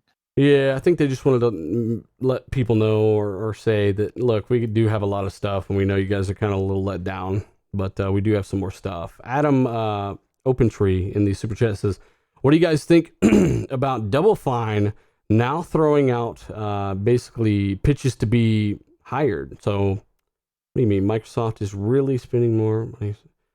I didn't know Double Fine was hiring. That's news to me. That's cool. Oh, okay. I had that the other way around. I was like, they're already owned by somebody. Oh, so they're basically, yeah, I saw that. They are trying to hire some people. And that's pretty much been the case with every studio, man. That's a good question. That's awesome to see, man. I really like seeing this stuff. And people are like, why are you excited over these guys coming and working at Xbox and their studios? It's like, what do you mean? Like, the games don't make themselves. We want games. So, and that's what they need. Yeah. Pretty bad. They definitely need some. So the better, more higher quality employees they have, the better. Let's go and move forward in this interview here. After asking about the Scarlett thing and Phil kind of diverting back to the game, saying, hang on, we're not even done. That was XO, but we got a few more things for the rest of this year. Phil Spencer says, we'll talk more about a couple more games, blah, blah, blah, for the end of the year. Then he says, we'll talk about Scarlett next year. We will have great game things to talk about there as well. Basically confirming that they're going to be showing off some next generation software, because why would you wait until the Scarlett thing to show it, right? I mean, in the chat, let us know what you think you might want to see. But honestly, I mean, I feel like we've kind of run this into the ground because we keep talking about it. Things like Fable and stuff. But any new IP or anything that you guys can think of, let us know. I mean, I'm down to play anything as long as it's got some time in it, man. I think these games are gonna come. Everyone just needs to fucking hold their horses, man. Like, these games are not made overnight. You see the moves that they're making behind the scenes. They're gonna come, and we just got to be a little bit patient here. I think we're gonna start to see. I think maybe we'll see something at the Video Game Awards. If not, next year we're definitely gonna start to see some of these new IPs. So it's coming, and you know what? It can't get any worse, I'm glad some of these smaller games are coming out now instead of said it can't get any worse. But doesn't that feel bad every time you have to say, as an Xbox guy, D, and say, well, PC guy. next year they're coming. It's coming. They're going to show something next year. I mean, this is what has been said year after year after year. I understand that, but there was no definitive proof that they were going to come with the fire. We see the people that they're hiring. These are fucking top-notch people. But okay, so I'm of the belief that they will be coming out with better games eventually, because they've got too many great studios, too many great developers that they've already got. You know, you look at the initiative and what they're built up of. You know, some of these developers are really fantastic, and I can't see them making a game that's going to be mediocre or Game Pass fodder. However, it's going to be some time before those games are even, close to being done. So is Phil going to turn his back on showing something too soon? I don't think so. Well, what about Sony? Fonz, you follow Sony's development really closely. Like, when are we going to see Horizon Zero Dawn 2 and the next God of War? I know. But the thing is, I mean, Xbox is really hurting right now. And that's the thing. I want to see Phil just do a total 180 on that whole mindset where I agree, show things early that we want to wait. Because the thing is, like at this year's E3, sure, we're going to see more of Halo Infinite. Well, he did right around the corner, but what did about with Everwild? Like I think he may have gone back on that. We want to wait until the year of to show the games, because they've actually shown a couple things early now. Yeah, but I want to be clear that I'm not naysaying Xbox and saying that it's all doom and gloom and they're not going to have anything special ever. No, but I'm just saying for right now, nothing is really on the horizon besides, Halo that we know of. And we know that Phil's stance is don't show games too early. So what do we really have to look forward to at this E3 next year? I mean, again, I think he only ever had that stance because they didn't really have anything to show at the time. Yeah, I really hope he changes. I really do. I feel like he is. I feel like he is a little bit there, because they showed that Rare game a couple years out, is basically what they said. I think that from what I saw behind the scenes is that they basically had a game lined up for XO that could have really crushed a lot of the mature narrative IP stuff. And, they just basically decided not to show it for some reason. And I'm tired of being told that, because it seems like it happens every time. So I'm starting to not give a fuck. You keep making the same mistake every time. So I survived XO. I thought the pacing was good. We've already talked about this. Like, I don't even like being negative. That's why it's not even necessarily negative. It's just an opinion. It doesn't mean I'm not going to be there tomorrow hyping up the next fucking badass game when they announce it. Like, that's just how it works. So some people take this stuff really personally, though. But either way, just because you're not always on the fucking, the positive, everything positive wagon, we never have. That's why we call it Real Deal Xbox Podcast. We've been doing this for years. We've always talked about need more games for years. We've never called, bad games, great games, or what. We always just give us our opinion. And if you like certain things, you like it, man. It is what it is. That's fine. We don't go fucking crazy because of that. But I mean, again, new IP is important. Phil talking about a reveal event will happen most likely early next year. He said you will see new big great games there. Maybe you'll even see Fable there before you even see it at E3, which is something I didn't even really consider. I would imagine they're going to have a reveal event for the stats and the information and stuff of the system. So that'll be pretty interesting. And Phil does comment on his studios and stuff like that. He basically says, after being asked, he does talk about some other things first, which is pretty cool. After talking about Scarlett and the reveal event and all that, he does say that one of the nice things about going from the Xbox One X to the Project Scarlett is that you can play your games, of course, games of today, tomorrow, on future hardware, which we all know everything's compatible there, which is great. Talks about studios. Are you looking to provide exclusives on a regular basis? And that's from IGN. Phil Spencer says, I want to make sure we have basically a steady lineup of great portfolio studios, creators, telling new stories with new characters and worlds. Now, Fonz, that has to be a little bit refreshing, something positive to hear. They want to give people time. They obviously are giving people budget. They're giving people manpower. They want creators telling new stories with new characters and worlds. I mean, that's got to be really good to hear. Yeah, I don't doubt that that's what they're doing. I don't doubt that they're going to create some great games. That's one thing that, I have to stress, after going on a tiny rant there about, what are they going to show next year? It's just that I don't want, I get to the point where I don't want to see Xbox guys get so hyped up over events anymore because they're always let down. There's always that, the majority of them anyway seem to be let down. And I'm at that point where, as a gamer, I got let down so many times by Xbox that I don't get hyped for these shows anymore. I really don't. I still get hyped for anytime I hear about a PlayStation show or whatever, because they usually hype me up. They usually give me something good, and that's the thing. I do know that State of Play, that's not really a show, but yeah, you know what though? I like those State of Plays. They're quick and you're in and out. It's easier to take than XO events, but whatever. Hey, shout out to Dreadpool real quick. He sent me the source of the SSD thing. Apparently Samsung were kind of hinting that they are responsible for PlayStation 5's incredible load speeds. There was also a Remedy developer talking about how that SSD won't necessarily increase performance because they might add more detail, blah, blah, blah. I'm telling you right now, like, the games could triple in size, quadruple in size, which they're not going to do, at least anytime soon, and you're going to notice a massive difference with the SSD. For the simple fact that you're not bottlenecked anymore by that slow-ass hard drive. I don't know exactly what he was trying to get at, but no matter what, that SSD in either of these consoles are going to be big, man. We had a talk about that last night on Boom's podcast, Primetime Gaming. Shout out to Boom. We were talking about the PS5, the Scarlett, the SSD, and everything. The fact that they were talking about no load times and things like that. Of course, there's going to be load times there, dealer. I mean, of course. As these consoles get more powerful, so does the games. The games get a lot bigger, a lot more demanding. So a lot of that can be mitigated by like system memory, right?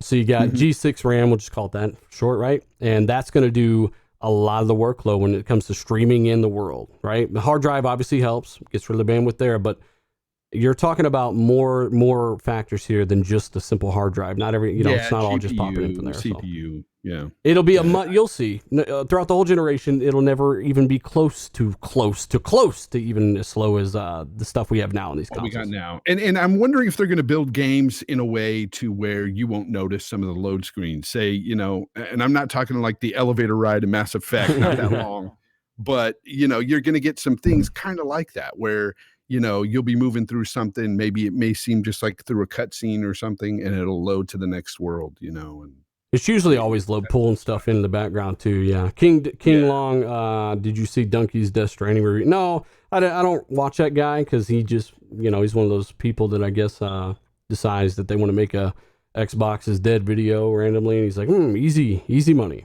so I don't really watch people like that, even if they're making fun of something. I didn't even make fun of Death Stranding. I just said, hey, it ain't for me, but apparently people like him now after he just made that video about Xbox. It's fine because he talked about Death Stranding. I don't know. I don't really watch people like that. But anyway, yeah. SSD stuff. Thanks, Dreadpool. Appreciate it. Let's get into something else here. Let's go ahead and go back here. Now that I lost my spot, thanks to Dreadpool. We talked about that. We're back on this IGN interview. He basically was confirming the games for the Scarlett reveal, and then he talks about the interesting characters and worlds. And then they talk about more studio-related stuff like that. He says the type of games, the type of games they want to implement. Hang on, I don't even think this is actually copied correctly. The type of game, how they want to implement. Oh, okay. So basically, he's talking about how their first party can implement whatever types of games they want. And again, they don't have any say in that kind of stuff. He kind of reiterated on a lot of that stuff. Ansley, I think that with some of the stuff regarding cross-gen stuff is these guys don't understand, and I really put a lot of emphasis on this in my next video, that a lot of this is going to move forward kind of like PC gaming. And a lot of people have a negative connotation there, but think of it as a little bit more optimized, a little bit more focused, where you're just going to kind of move forward, and it's going to be like you're just on the next box. You bought the next graphics card, but it's an all-new box, and everything's just going to work. And he says, hey, he wants to make things as seamless as possible. Even talking about Play Anywhere being cross-gen, Game Pass being cross-gen, everything just working. Like, is that something that you've ever been confused about at all, or you kind of figured all that out pretty easily? Yeah, I gotta be honest with you. I don't know why it's confusing. Mm. I mean, I get that we're in a mindset of console generations, and traditionally, especially guys like us who have grown up with multiple boxes, it's a little different. But yeah, I mean, it really is just PC gaming. I mean, hardware nowadays on the x86 architecture just scales. Mm-hmm. It's no different than anyone saying, "Hey, I just went out and picked up a Ryzen CPU and a new 2080 Ti." But isn't the PC, i3 dual core holding back the Threadripper or the i9? Or I mean, yeah, right. what's going on? What I mean? It's the same exact thing. It's even if you think of games like big PC games, right, that have to work on platforms across the world. So if you think of games like World of Warcraft, even a game like Crossfire, funny enough, but World of Tanks or PUBG, all those games, they'll work on what those guys call potato PC hardware, right? Like really low end PCs. But there's a massive, massive difference between playing it on one of those and playing it on a new high end PC that was built for gaming. And that's all this is if a buddy of mine's still on a launch Xbox One and I'm on a Scarlett, it doesn't mean we can't play together. It just means I'm going to have a much higher end experience. It's really not that complicated. But isn't that base Xbox One the lowest common denominator? Like, I mean, isn't it holding everything back? Or is it that, really the real lowest common denominator, really, I would say, in several ways could be on PC. I mean, there are some really, really low-end parts that still get optimized for and that they still target for games. I mean, so wouldn't that kind of be the lowest end thing here in a year or two? You know what I'm saying? Like, they're so worried about the X1, the base one, but which isn't very powerful, but PC has so many different millions and hundreds of millions of combinations of parts and super low-end performance parts, laptops, all kinds of stuff. Again, this is something that keeps popping up, man. They said the same thing with the X. Yeah, I think honestly, it's kind of funny you say that because I think PC is both the lowest end and the highest end, right? Yes. And so I think what people aren't used to accepting is the fact that you could buy a game for your Xbox One launch hardware that just doesn't run well. I think that's a new concept in console gaming, right? Yeah. Because console gaming's always been you buy the game, you put it in, and it just works. And we're getting to a point now where there's going to be noticeable issues. And we've seen that on some of the more modern games. I think Jedi Fallen Order was a good example, right? On the honestly, though, if you go back and look at the analysis of some of the 360 games, right? Like Borderlands, for instance, those games don't even hit 30 frames most of the time. Like they ran so bad and we just didn't notice it. Exactly. They so really I think, did. it's really no different. I think it's just a change of mindset and people aren't there, but I don't understand why it's hard to understand. We've been seeing it for generations already on the PC side. Yeah, just to touch on that. Exactly. And when consoles went over to the PC architecture, that was it. It's a wrap. It's going to scale up and down. So a game on the Xbox One S, it might run at 22, 23 frames per second. They may they may strip back some of the textures. They may take away all the grass, whatever. But it'll run on it. It'll just run at a lot lower setting. By then you paid $100 for the box too, though. Yeah, and then there's gonna come a point. I don't want to say it in stone, but I think after 2 years, they're pretty much gonna stop putting out games that are supported on the regular Xbox One at least. That could be true. Yeah. Yeah, it's got to happen eventually, right? Yeah. I mean, it's because like an operating system. You can't play anything modern games on XP, right? Or And then some people bring this argument of, oh, no gamer left behind. And no gamer left behind means no gamer left behind. So if they want to go up to the Xbox One X or the Xbox Scarlett, their games will carry on over and they'll be able to play their games there at a higher fidelity and they'll be able to play all their games. So, I mean, the bottom line is they don't really leave the previous generation consoles when they still have a large player base there. It's usually after a couple of years or so when they see that those players have moved on and they've caught up, and that's when they'll do it. And this whole thing is really more of a fanboy talking point more than anything. Yeah. Yep. For sure. I forgot to tell people what's playing in the background. And by the way, this game looks a lot better like in person. I only have the upload to I don't have the upload to show this game at like full quality. Keep that in mind. It looks pretty good on screen for me, but for what it is, I mean, this is a BioShock collection remaster. This is BioShock 1. And I figured I would let this play in the background instead of more Jedi Fallen Order because that's pretty much what I was playing for a long time. I got so much footage of that. But This game is so good, man. I jumped right back into it, New Game Plus, and had a blast with it. It's a lot of fun. And you can't capture it on the Xbox One or the PS4, I think. I think Irrational shut that feature the game off DVR feature doesn't work on the Xbox. I wanted to go back to Gunplay FPS. His comments, he says, please, for the love of God, don't complain about the advantage, parity. If you guys remember when the X was coming out, had a lot of people in this community complaining because the X might run certain things faster or run better, more stable, better resolution, blah, blah, blah. You get what you pay for. And that same person complaining probably had an Elite controller. That's actually when I used the example on Twitter, which was my mistake because idiots. I was talking to these people that were begging for parity. And I'm like, you guys really want the Xbox One X, a new console that you're all hyped for, to be held back by something like the Xbox One S? You want it all to have the same frame rates and everything? Makes no fucking sense, right? And again, they're all on different TVs, headphones, controllers. Yeah.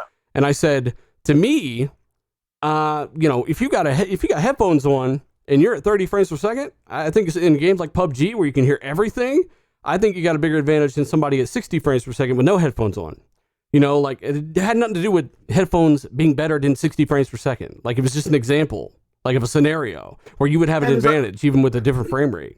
There's other advantages too. The Elite controller, or perhaps you have a 4K TV opposed to 1080p TV. Perhaps you have a TV that has better input lag, or you got better internet. There's always different type of advantages depending on how much money you want to invest into the ecosystem. So I don't know, that argument's just stupid. It's also not Microsoft or Sony's job to make sure there's a level playing field for all. There's too many. If we were to have that type of mentality, we'd never get any type of innovation.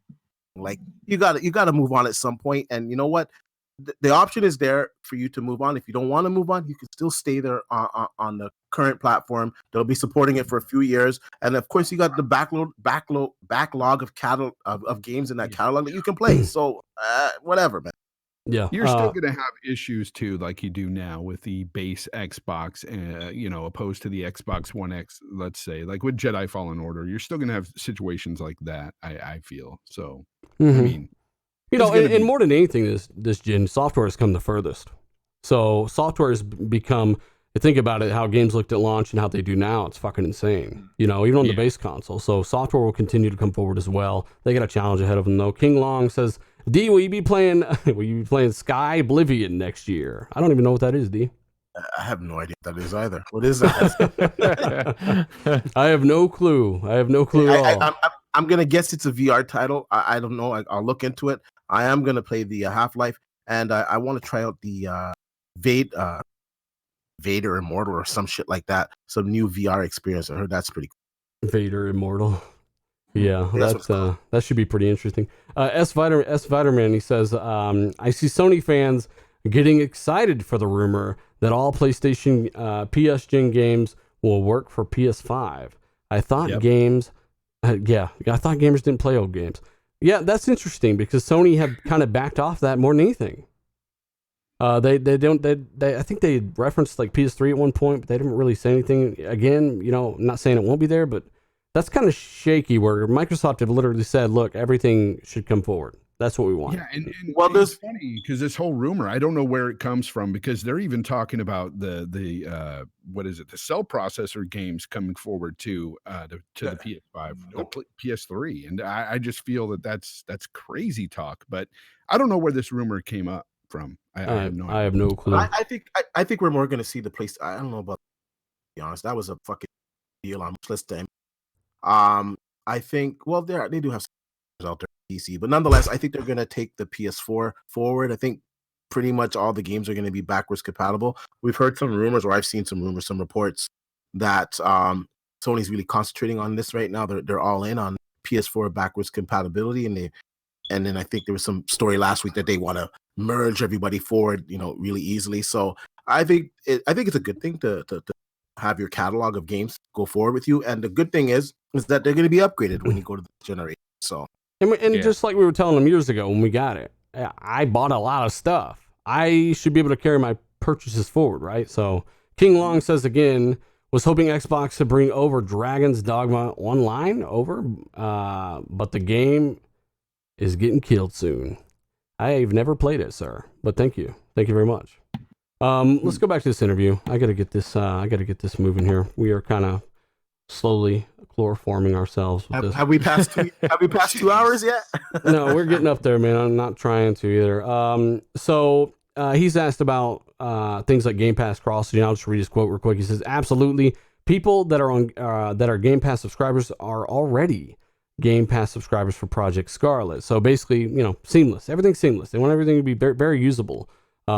He also talks about basically PC going forward, etc., blah, blah, blah, things we've already explained. And again, I feel like it's very simple. I got some new stuff in like Thursday's video I'll talk about. It's really interesting, really cool. But frankly, this show has been, almost 2 hours. And you know how we like to do, we like to kind of, go while we can, and then we slowly die, and everyone's kind of dead today. So we'll just do our thing and talk about it. And thank you guys for checking us out anyway. Yeah, over 900 pretty much the whole time, guys. Almost 1,000 at one point. Thank you all for what you do. You guys are fantastic. You sit there and listen to our boring asses tonight. Next week, we'll come back with some crazy glue, some pixie dust, or, whatever it takes to wake up. Some hamsters, I have no clue. So, I'm gonna get into some outros, and I really want to do the outros. I'm going to basically do a post-outro poll, and then we're going to pick someone, or I'm going to pick someone that wins Michael Chichiro's Chichiro. I wish I knew how to pronounce that properly. I'm going to give away Star Wars, thanks to Michael. He's so awesome. He decided to do that randomly. That's the deluxe edition of Jedi Fallen Order for the Xbox One, and of course you got to get it. You got to get it on that Xbox One X. So we'll definitely be giving that away at the very end of this. Again, Colt Eastwood, I know you're dead. I know you're very dead, but no, we're very I dead. would be dead, but I ate right before we went live, so I wasn't clink clink with a bowl, and I didn't die. Yep. No, it was good to be on, and it's good to be on here with Ains. Like you said at the beginning of the show, we got to hang out for a little over 2 days in LA for E3. Hopefully, we get to do that again. For sure, man. It's really cool. I mean, yeah, out it was at a great time. Out at 2 a.m. at an IHOP with Bert. Next year is going to be crazy too. So I'm looking forward to it already. I was talking to some of the lords yesterday about that, like already starting plans already. Mm-hmm. Yeah, it's going to be nuts, man. To you, by the way, in the super chat, shout out to him. He says he's basically referring to some of the Sony guys. He said it's not about power; it's about exclusives. They basically said now that we're getting the power, they swapped the narrative, is essentially what he's saying. They're dying, hoping that the PS5 has more power. Again, man, I said that kind of more towards the beginning of the show. Like, it is kind of odd that they swap so fast. King Long says Sky Oblivion is a full conversion mod for Skyrim. All right, yeah, I mean... oh, wow, okay, I think I have heard of that. Yeah, that's interesting. You couldn't really pay me to play Skyrim after how I no-lifed that on the console, man. Couldn't go back to it. It's just too ancient now. Trying to make sure I got everything here. I think I got that one there. And then, all right. So, D-Batch, go and do your outro, brother. What have you been playing? Where can people find you, man? I've been playing Google Stadia. Oh, you can find me on Twitter at @D_batch.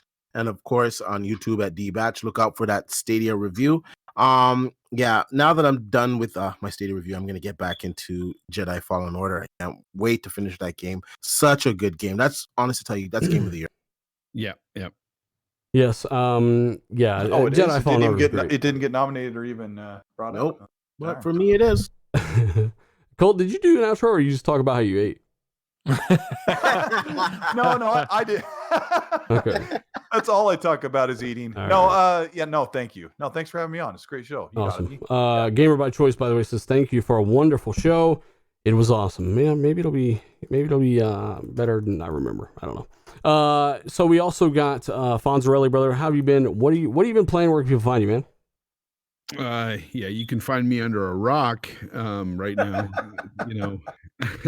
Anyway, I've been playing Jedi Fallen Order. I beat that Saturday night. It was such a good ending to that game. That game is phenomenal. Honestly, my game of the year 2D. I agree. And I've also, wait for this, I've also been playing a bit of Xcloud lately. Yes, I've been trying Xcloud, and I think it works pretty damn good. I'll say that, both on LTE and Wi-Fi. So I don't know, man. They've done something there, some magic there. It works pretty darn good. It's not Fugal for you there, Fonz? No, it's not Fugal. It's definitely not Fugal. And they've added some cool games too. You know, you've all heard it. 50 games are in there right now, and it's working good, man. So you're telling me that streaming's working pretty good, huh? The power of the cloud, huh? Pretty darn good, man. And you know me, I'm not a big fan of this whole thing, but hey, as an option, it's damn good. Hey, Fonz, is it tough? One of my holdbacks, like I have a little more lag because I don't have the right Wi-Fi, but one of the holdbacks is I have a big phone. I have the Note 9. It's a big screen, but I just need a bigger screen. Like it's actually really enjoyable to play on a phone because I have the clip. But man, I'm like, oh man, my phone seems so small right now because I'm used to a big TV. It's not that bad if you're in a good position. I usually sit at the table or on this little desk at work. Hang it on your nipple or something. I've tried it over LTE at work, and it worked pretty damn well. It's not as good as my Wi-Fi, but still, I'm honestly impressed with it. I from the start when we started, Colt, we were having all those issues. Yeah, you and I couldn't even play it the first week. None of that stuff is happening anymore. It's crazy. I don't know what they did, but it's. That's what I'm saying, man. It's all in the software, man. What's sad? You know what's sad? That how a beta can work better than a full-fledged launch system. But is it a full-fledged launch? It is.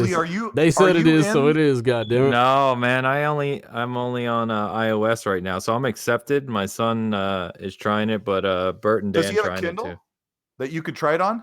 Because a Kindle Fire is like a $30 or $40 buy on Amazon, and you've got basically a 7 or 8 inch screen to play Xcloud on. Like a bunch of people are doing that right now that don't have iPhones or Android phones. Yeah, I know. I actually have one in the house. I just haven't jumped on it. I did try it earlier this year at E3, and I know Dan and Bert Dan's been using it like daily, man. He swears by it. He says it's really smooth. He always jokes that when his mother-in-law is in town, he goes up to his room and plays his Xbox, Yep. on Xcloud. So no, I've heard mostly good things. There's some latency here and there, but someone just said it like it's unbelievable that we're hearing more positivity out of Xcloud than we are Stadia, which is officially supposedly launched. And I like how they're handling this, being very upfront at XO. This is a multi-year project. It will not be done for years. And they are constantly improving it and being very transparent and lowering expectations before and patient, doing some of this stuff. They want a bunch of feedback. So people don't think this is a viable option to expand your user base. You're tripping. You better think twice, because you can go from 50 million Xbox Ones out there to, at the very least, there's billions of smart devices, right? At the very least, hundreds of millions more connected through that Xcloud app, buying games. I mean, you can effectively multiply your install base quite a few times and potentially sell a lot of copies of games and even bring more people to the local devices because maybe they want to come home and play it on their big screen with HDR and this and that, right? That's the thing, right? It's a known ecosystem that you can invest in, and when you combine the accessibility of Game Pass into that, it's pretty nuts. It really is, man. It really is. I think it's a great perk for those that are already invested in the Xbox. You're gonna get to play these games on the Xcloud just as a perk for being invested in the ecosystem. Fucking awesome. Yeah. I was going to say Ains Colt. I mean, it's a far cry from where we started, like with the Atari 2600 sitting like 3 feet away from your console, because that's how long the cord was. And now that's true. Yeah, that's right. It's insane. It's crazy what's happening with gaming. And you know what? That's one thing you have to realize. There's so much innovation that is taking place, and gaming has moved forward so much. It's advanced so much that we take a lot of this stuff for granted. We complain about a lot of things, but damn it, this industry is just it's getting crazy. It's getting so good, man. Yeah, I gotta say that my coworker, she plays a ton of Xbox, and she's heard like a lot of my videos, and she's heard me talk about Xcloud like nonstop. Like I've talked about it a bunch of times in front of her. But the one day when the week when it started working, like the second week, I hooked it up and I was like, hey, come over here and check this out. And I loaded up Borderlands 2. And she goes, are you serious? She goes, are you really? And I scrolled through the list. I'm like, watch this. And I load up Borderlands, and I was a Gunzerk, and I was playing. She's like, this is amazing. And I'm like, what do you mean you know about what this is doing? Like, but it blew her mind because it really is a game changer. That the real console experience was sitting there right on my phone, and I was at work on a break, accessing my game, my save, and it's really a cool thing. And I think that if it works, it is a game changer. And then you get home, you load it up on your Xbox, it syncs your save, and boom, you're right where it was. That's it. Yep. That's why I'm worried, man. Because when Cyberpunk comes out, my office door may be closed a lot at work. In fact, it loaded up Borderlands 2 where you and Bert and I left off when we played that DLC after E3. Remember when we played that session? Oh, yeah. It loaded me up in that area with all the green spores. So I was like, man, this is so awesome. Yeah, that's what's so brilliant about it, right? It's all connected, and it's just, that's what I was saying about like a known ecosystem. It doesn't matter where or when you're playing. It's everything you already own. It's really a brilliant kind of strategy. I think a few years from now, it's gonna be a very different gaming experience. It really is, yeah. And the fact that you develop a game for Xbox, it automatically works. It has to be developed for Xbox to even work on Xcloud. No work on the part of the developer. 100% adoption rate, 100% compatibility. Like at this point, and I'll say this in the nicest way possible, I think it's literally impossible for Stadia to compete with that kind of convenience, the way they set this up is almost perfect. The ecosystem. Yeah. Well, just like I said, all the games go where you go, and they're all yours. The saves and the local, combined with the cloud, combined with the fact that every single game that comes to Xbox will be available on Xcloud if you buy it. And all I this thought stuff. You were gonna say that it's literally impossible that Sony doesn't just step in this direction. Well, I mean, of course they'll step in that direction. They'll build server racks out of PlayStation 5s, et cetera, whatever they're going to build them out of. But I'm just saying, Microsoft, I think, did it right, and I think that's 2 times in a row: Game Pass and now XCloud. And you got to give them Blam some props, says that even Greg Miller is a big supporter of XCloud. He's loving the experience right now. That's awesome. I gotta give a shout out to Lone Star. That's amazing. I gotta give a shout out to Lone Star real quick. You guys know Lone Star. He's a Sony guy. I think that's pretty obvious, or not really the most pro Xbox guy, right? And Lone Star, this just kind of made my heart beat once this whole time. It said he said, "Great show, guys. Thanks for giving me a platform to voice my opinion, right or wrong. I enjoy the positive show you guys put on for the fans. And while it's not all positive, yes, we do try to approach things in an optimistic point of view, because at the end of the day, we can't sit there. And I remember when XCloud was announced, right? And they were telling you about it. Everyone was so fear-mongering the fuck out of XCloud even. Same with the Xbox One X, remember? Yeah. Everyone didn't know what was going to happen, so they fear-mongered it, right? It's just one of those things where we try to approach it with logic, man. We appreciate the comment, man. Yeah, I was one of them, dealer. I was so against this streaming, and but it works as an option. I'm fine with it. I'm still a huge native hardware guy. Always will be. I love my consoles, but if I could play, while my wife is watching on my TV or something downstairs, if I can play upstairs and play my games, I'm good, man. I'm good. Always local hardware, streaming last resort. I didn't even sign up for the streaming thing. Let me get up here and find, if I can find it, that is. We've also got a screen name in the super chat. He says, what's a good 4K monitor for Xbox Scarlett D-Batch? I'll just give that one to you. He said curved. Curved. Grab the Samsung one. What's the model number of it now? It's the QLED one. It's really, really good. I actually have it in the office. I can't remember the model right now at the moment, but if you just do a Google search, Samsung 1440p 120 hertz monitor, it'll pop up. Yeah, check that out. As I'm sure if D-Batch is recommending it, it's probably pretty good. Damn good 75 asking about back compat team and stuff. Yeah, those guys are focusing on next gen now, but once that happens, who knows exactly what they're doing there, they will definitely be back at it. So I wouldn't really worry about that a lot. Wait a second. Did he say for Scarlett?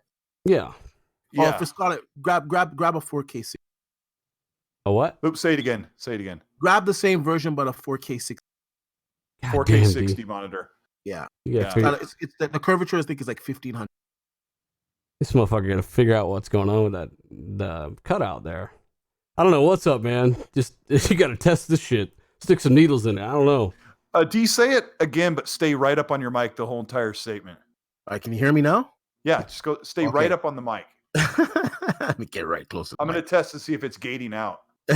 You got to grab the 4K 60 version. It's 1500 curvature. Just look it up. Samsung QLED 4K 60 monitor. Just look it up on Google; it'll pop up right away. I just can't remember the model number at the top of my head. You think it's his gain then, because he stayed in that whole time? Yeah, I think if you back off your mic just enough, it cuts you out, D. But you're good. Your connection's good. Just stay right up on your mic the whole time. Well, that or like I said, if you got gain control or anything, it just looks like it's gating everything out at a certain frequency. What about now? Can you hear me better now? That's well, fine, we can always hear you great. Yeah, just stay right up on the mic and you're golden, because usually I can hear most everything you're saying. So. That's fine. Someone said Stadia infected your mic. Oh,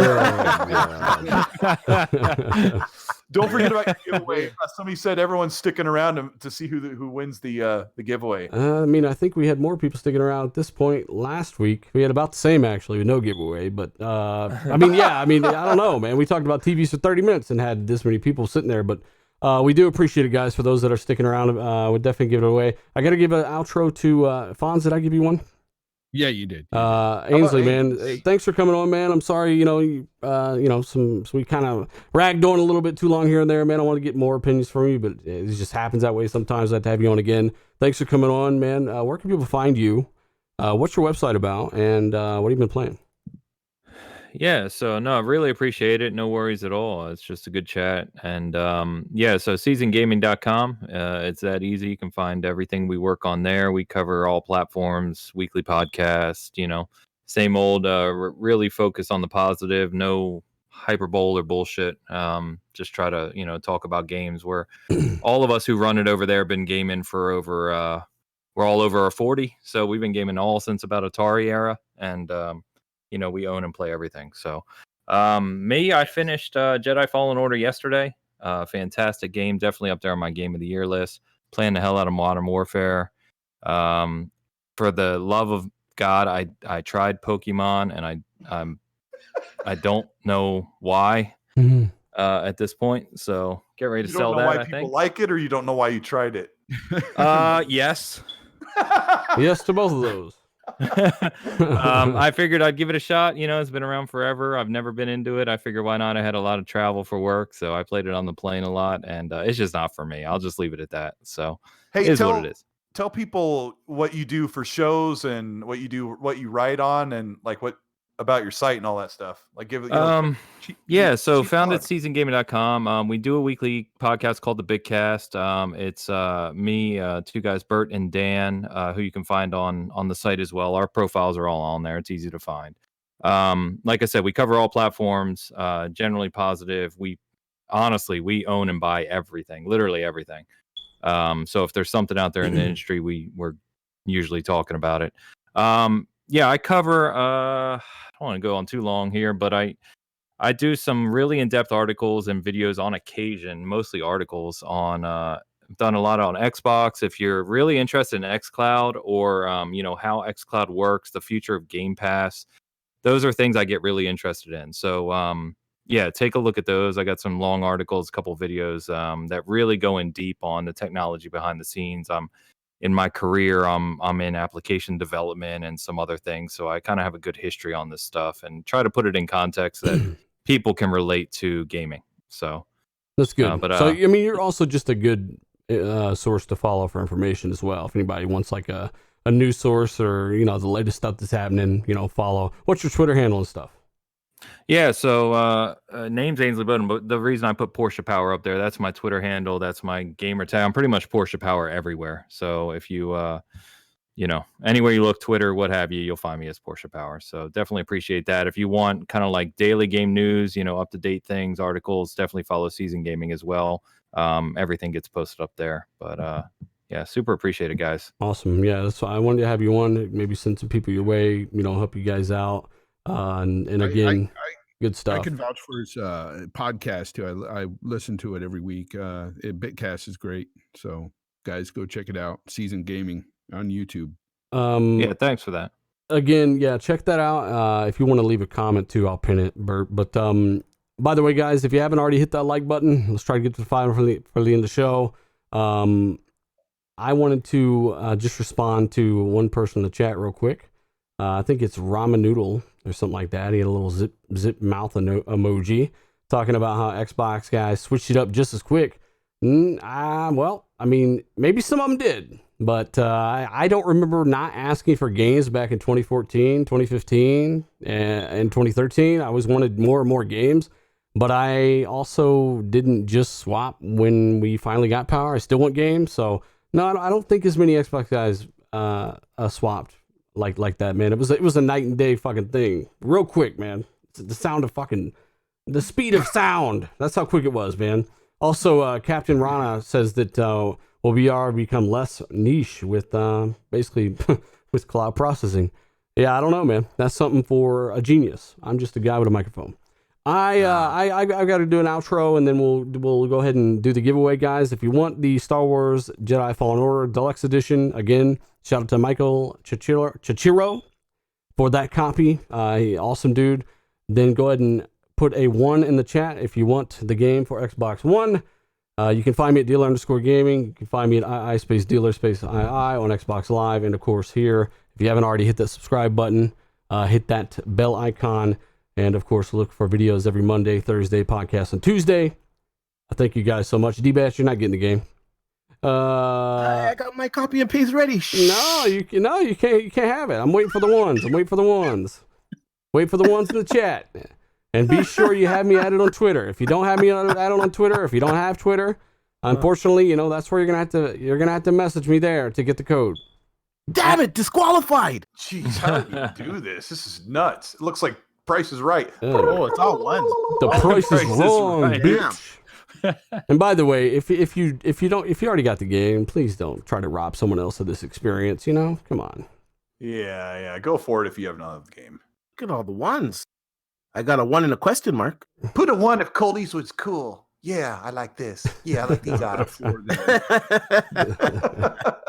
Oh, look at all the ones. I'm waiting for him to stop just so I can read them. Oh, Fox put a 4. The 4 is for Colt. I don't think he's very cool. Yeah.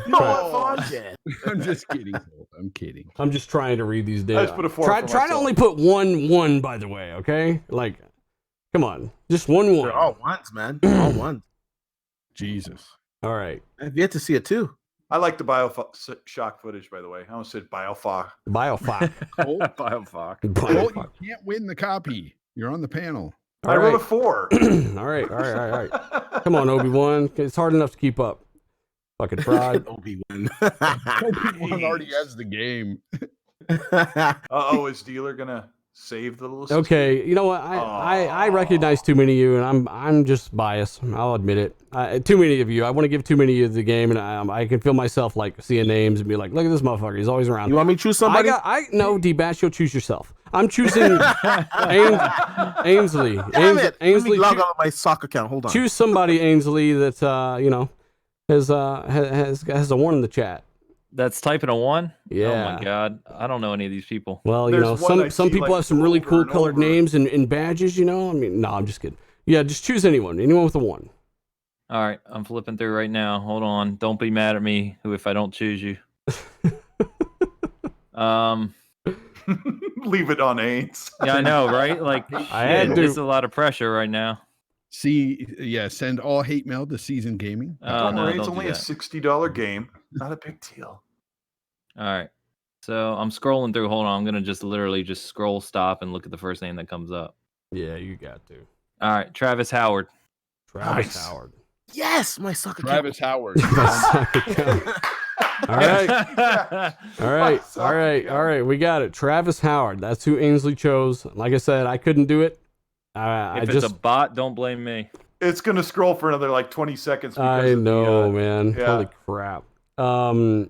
Yep, Travis Howard. So if you haven't already, man, message me, and I'm hoping that there's some way that you can prove that you're you. Okay, that's what I'm gonna be looking for. Yeah, and if you already have it, come on, don't enter. Yeah. But again, guys, know what that picture looks like. You know what? To prove it's him, give him a keyword and then let him type it in the comments. That won't work. Everybody will write that. Give him a keyword. Okay, no. That's a good idea actually. So if he messages me, I can say, hey, type smoldering turtles in the chat, and then he can go to my comment section, and if Travis is in the comments with that word, then hey, that's him. So that's what I'll do, Travis. What's Travis's last name again? Ainge, you chose him. Travis Howard. Howard. All right, I should probably remember The best way to do it is to give the game code to D-Batch and have him redeem it to make sure it's good. That's right. Greg said best. I got to test best it to of make sure three. the game works. I got to benchmark it. Best of 3. Yeah, guys. I mean, that was benchmark. Yeah. that was crazy. I mean, honestly, that couldn't keep. I almost died. So, thank you guys so much for what you do. Again, you guys are fucking awesome. We are gonna go pass out from exhaustion You guys are and amazing. do our thing. Need So. water. Again, we are out of here. Follow these guys on Twitter. Hit that like button if you haven't. Subscribe, notifications, whatnot. Do all that. Share this out. Help us out a lot. Next week, we come back with some Red Bull and some really good topics as well. Thank you all so much. We might have like I said, really cool guest lineup. And if Mike wants to come on next week, again, you can politely tweet at him and ask him if he wants to show up. You know, he wanted to do it last week in the chat. He said he was going to, and something popped up, as I said earlier in the show. So, you know, but either way, I got someone else that's going to come on too. That's actually really interesting. So again, guys, thanks for all you do. We're out. Nice. Peace. Follow Season Gaming. I signed up twice. Hey, Trevor, just